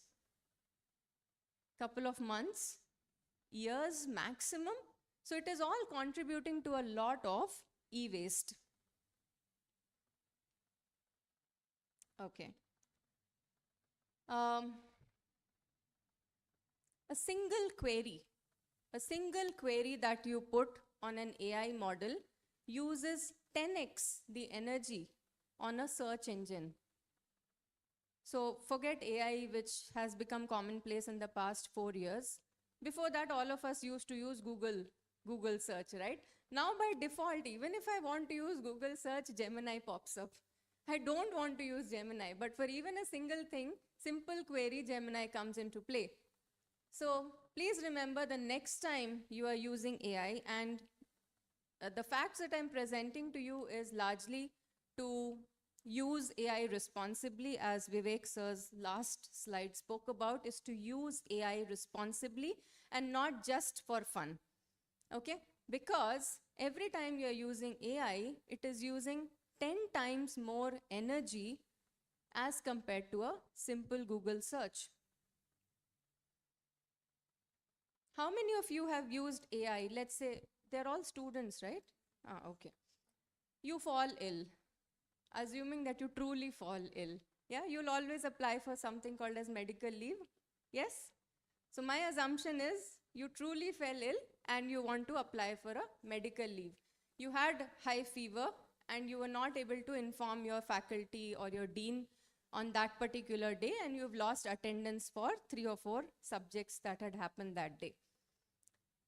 And this is a true case which has happened with me. One of my students wrote an email, which obviously I found out that was not written by him, was written by AI, because the way it is written. So what will you do? Can anybody answer this? How will you write an email to your professor if you fell ill? No, what will be the content? What will be the content? Quickly. One of you, get up and answer. Madam, please don't note their names. You see here. She is not noting down. Yes? Quickly. See, scenario is very simple. You fall ill, you missed your classes, you have to apply for medical leave. Quickly. Or should I catch someone? Yeah? What to do? Yes, somebody from here? Yes, sir. Right behind the chief guest. Yes. What's your name? Kaushik. Yes, Kaushik. You fell ill. God forbid that happens. But you fell ill and you want to inform your professor the next day. You are applying for medical leave. What will be the content of your email?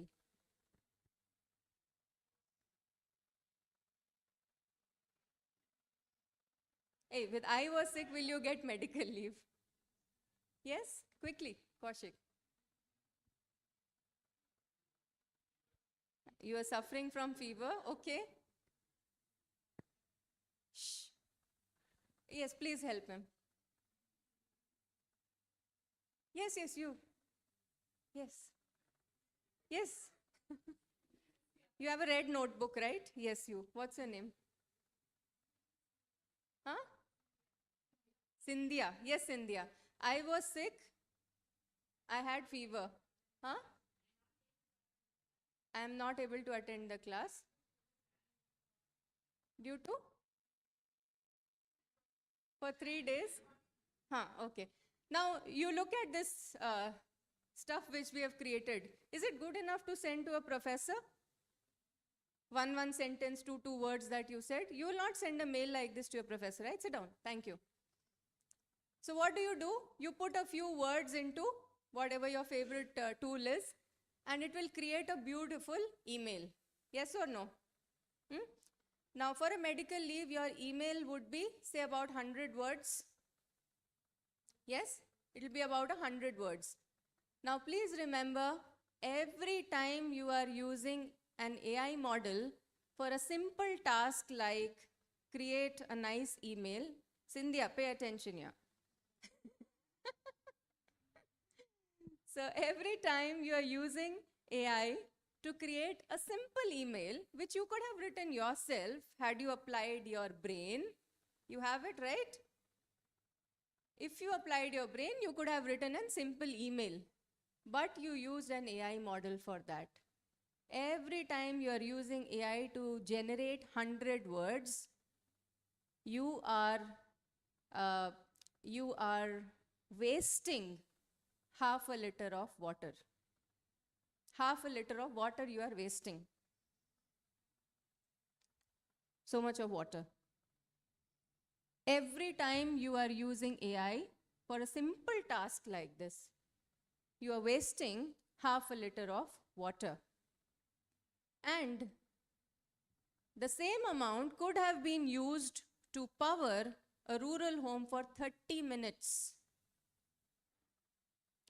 Look at the heat outside. If the entire AC and electricity goes off, how do we feel? Very bad, right?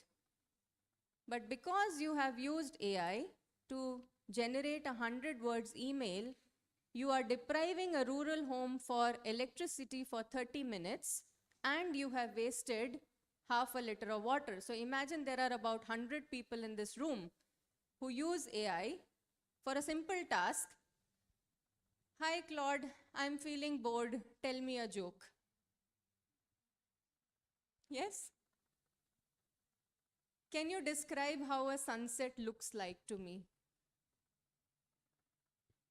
For all of these meaningless things, if you use AI, please remember next time you are doing a lot of damage to the environment. Why? Because like I said before, data centers require millions of gallons of water for cooling. Okay? And each time you are sending a prompt just like that, I want to try AI, please remember the damage you are causing to the environment. So training AI models emit 502 tons of carbon. By 2028, 12% of US electricity would be consumed by data centers. And by 2030, data centers will be using 20% of global electricity. I hope you understand that these are huge numbers. So there's a call to action for companies. For large companies, for example, Google and Microsoft, I'm still believing, I don't know whether this is true, but since these are from published sources, I'm trying to believe that companies like Google, Amazon, Meta, Microsoft are investing into renewable energy sources so that they are able to reduce their footprints. And large technology firms are saying that they will become water positive by 2030. And there are some frameworks like EU AI which are talking about some of these parameters, but environmental impact of AI right now, to my knowledge, is not embedded in any legal framework. The EU AI Act talks about ethics and transparency. So today I've only talked about human capital and sustainability, but we have not touched upon the area of ethics of AI. So the EU AI Act tells organizations to be ethical and transparent in the use of AI and how they are impacting the environment. Companies should measure, disclose, and manage the environmental footprints as a design constraint and not an afterthought. How many of you have heard about this author called Yuval Noah Harari? Yuval Noah Harari. He's a very, very powerful author. He's basically a historian, but if you just Google his name, you will see him talking at the top summits in the globe. Okay, so some of you, if you're interested, you can go and listen to his talks. His voice is very monotonous, and it can easily put you to sleep. But if you listen to the content is highly deep in nature. So he says AI is not a tool, it's an agent. As professor was talking about agentic AI, he says it is not a tool, it is an agent. Why is it an agent? A knife is a tool. A knife is a tool, so you can use the knife to cut an apple or cut somebody's throat. Okay, knife is a tool. You can decide whether you want to cut an apple or you want to cut somebody's throat.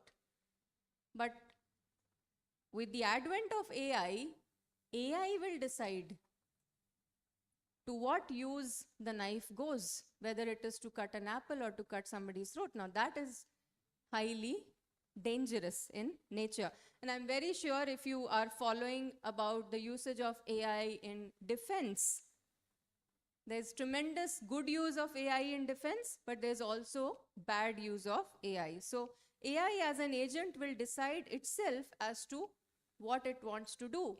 And AI has hacked the operating system of civilization, which is language. We all connect with each other because of language. Okay, so I'm basically a North Indian, and the moment I hear Hindi, I get alerted. Wow, somebody's talking in Hindi. Language is something which connects a person immediately. It breaks all the barriers. It is called as the gateway to a culture. Now AI has hacked the language of civilizations.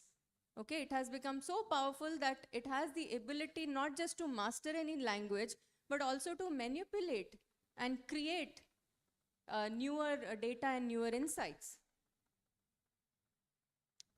AI will form intimate relations with humans.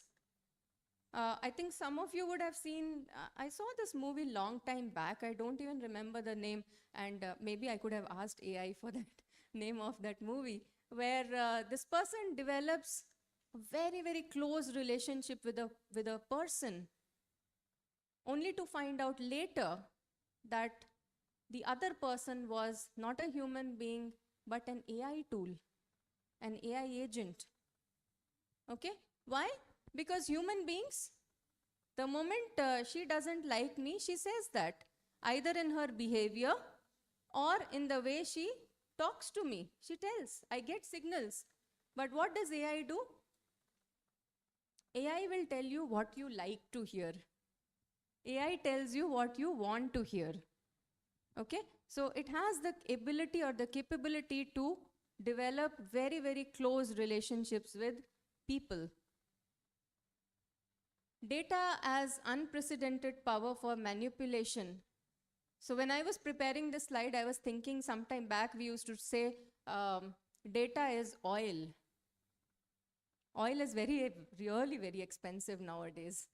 Okay? So now here, it has unprecedented power for manipulation. Now imagine if the data of the entire globe is in the hands of one or two organizations.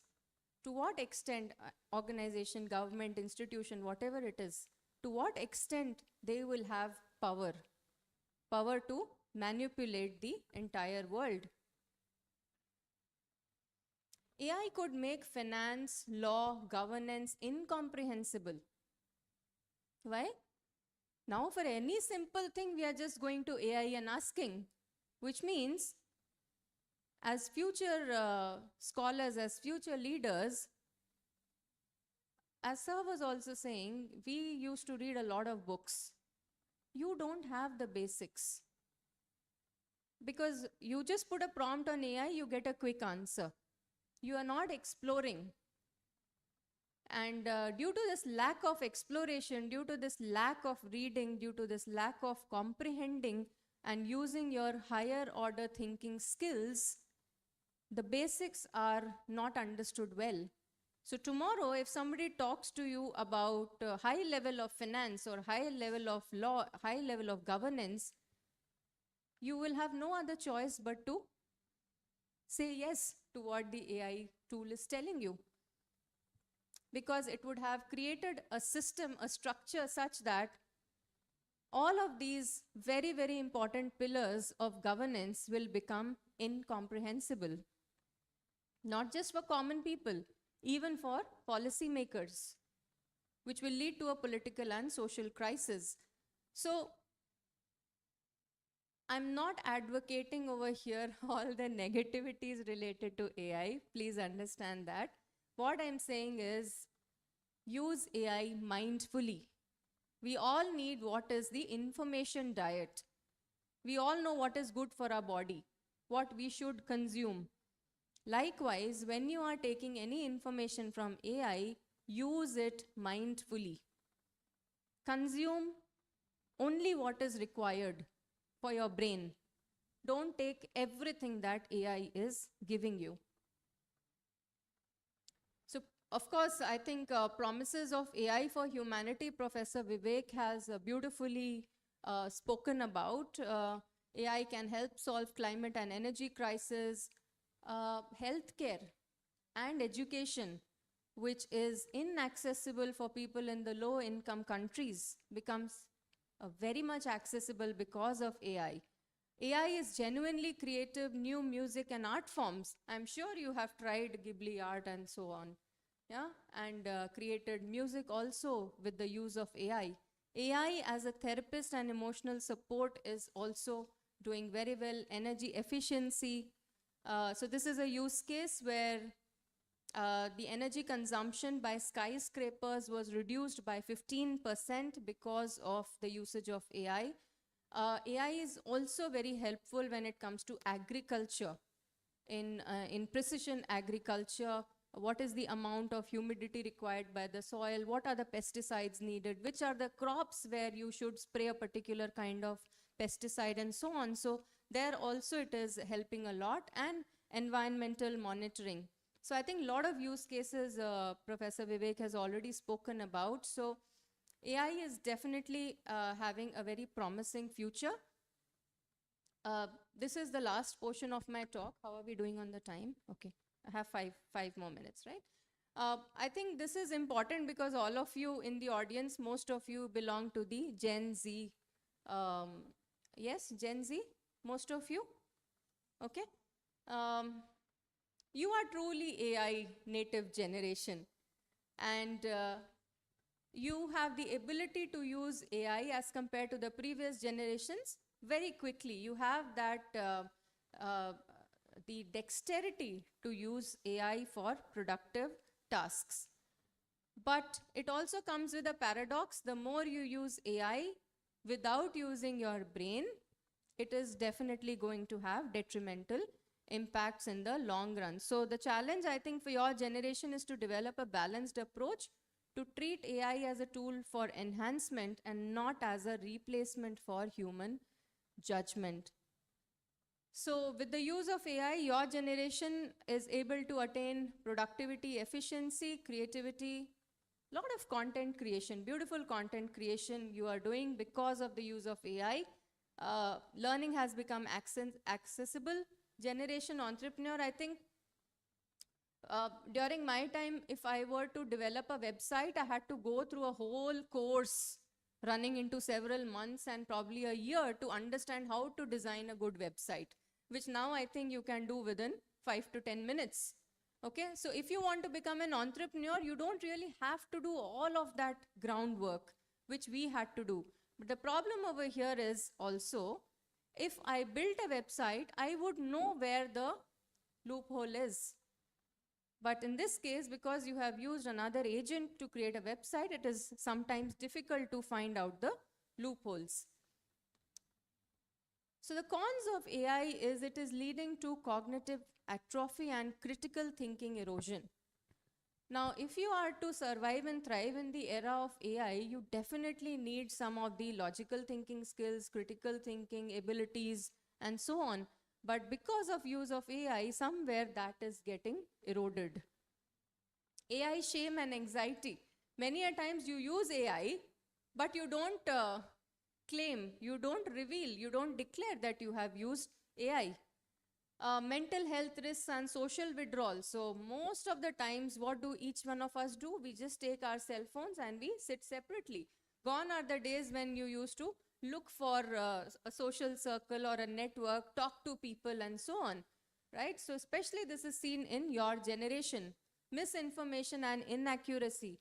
A lot of AI models tend to hallucinate. So if the example that I gave you for research articles where I got wrong links, if you were to do that, you would have treated it as truth. Okay? But I went and did a validation check to find out whether it was right or wrong. But your generation believes whatever output AI gives. Privacy and ethical concerns. So these are some of the cons of usage of AI. This is a study which was recently published on Your Brain on ChatGPT. accumulation of cognitive debt when using an AI assistant for essay writing. So in this particular study, the scientists, the objective was to figure out neural and behavioral consequences of LLM assisted essay writing. Simple task. You need to write an essay. Okay. So there were 3 categories in this experiment. Students, the mean age group of the participants over here is 23. So I guess it's matching your generation. So they were divided into 3 groups. First group used only their brain. Okay. The second group used their brain plus the search engine. The third group used only AI, LLM. Okay. So these were the 3 groups. And they all were given the same task under the same conditions. After the EEG was conducted to figure out their cognitive load, the findings are not surprising to me.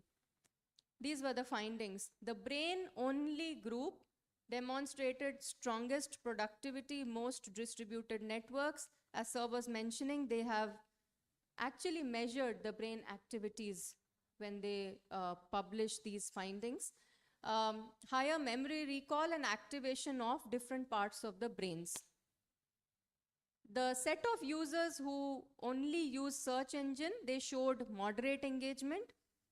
But the set of users who used only LLM, they had the weakest connectivity and struggled to accurately quote their own word. So you have written an essay, but the faculty calls and asks you why you have written this particular paragraph, and they could not explain because they had not written it themselves. Okay, why I'm telling you about these findings is it's extremely important for you as future managers, as future leaders, to use your brain. Use AI, no problem. You must use AI. If you don't use AI, you are not employable. No company is going to take you if you don't know how to use AI. But alongside AI, please use your brains. If you don't do that, no sooner or later, you are going to struggle with this aspect. Okay, so of course, the findings are that AI's role in learning is what the researchers wanted to figure out. So think of AI as water or electricity. Like I said, use AI intentionally, not by default. If you really need it, use AI. Otherwise, use your brain or a Google search and finish off the task. Write concise and efficient prompts. Please remember, each time you are writing a prompt which AI doesn't understand, you are damaging the environment. You are contributing to the carbon and the water footprints. Avoid casual videos or image generation. If you want to use it purposefully, not for experimental reasons or casually because you are free and you don't know what to do. Let me use Copilot or ChatGPT to create a particular image. Refine responses and prompts. Don't regenerate. If you have asked a query, you continue your query on the same lines. Don't regenerate that. Choose renewable energy AI providers. These are some of the examples that I could find. Use lighter models. Now, I'm sure if you use AI, you will have various models: smart, think deeper, search, research, and so on. There are multiple models. So use a simple model for a simple task. Batch your tasks into focused sessions. So don't use AI throughout the day. Use focused sessions for AI, and also disable your AI features. Avoid AI running in the background. Now, all of these I'm telling you in the context of sustainable use of AI. Adopt an AI information diet. Feed your mind with mindful information. Advocate for systemic change. Of course, we cannot ask everybody to change. We can't ask organizations to change, but the change has to begin from you. Don't leave the tap running. Use it only when it is needed. So every previous revolution changed what humans did, but the AI revolution is bringing to change what humans are needed for. What are we even needed for if AI is going to do all the tasks? That's a question to ask. Every technology has negative and positive aspects. The problem is in the transition path. We are currently in the phase of transition. Even if in the end we get it right, we have to go through dangerous survivable experiments. This would be fine if we were talking about other aspects, but AI is really dangerous and we really have to see whether we will survive and thrive in this era of AI. Thank you very much.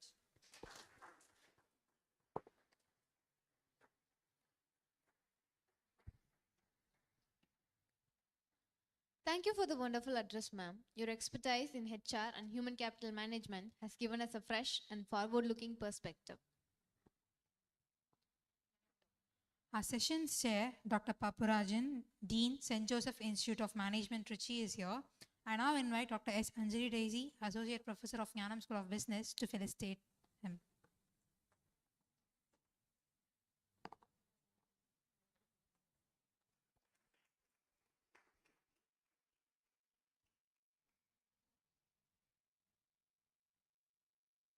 We now arrive at the most solemn and patriotic moment of today's program.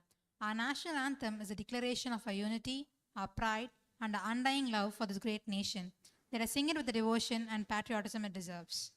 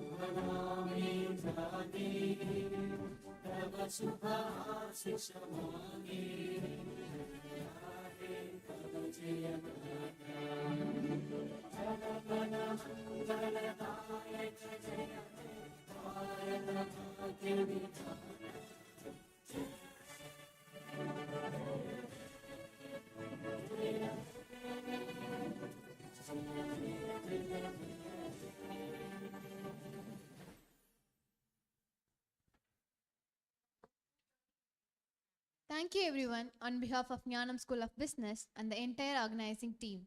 We thank each and every one of you for making this occasion truly memorable. Your presence has added immense grace and dignity to this event. We humbly request everyone to join us for lunch. Thank you once again. Have a wonderful day ahead. And I request all the participants to be in the respective venues sharp at 2:30 p.m.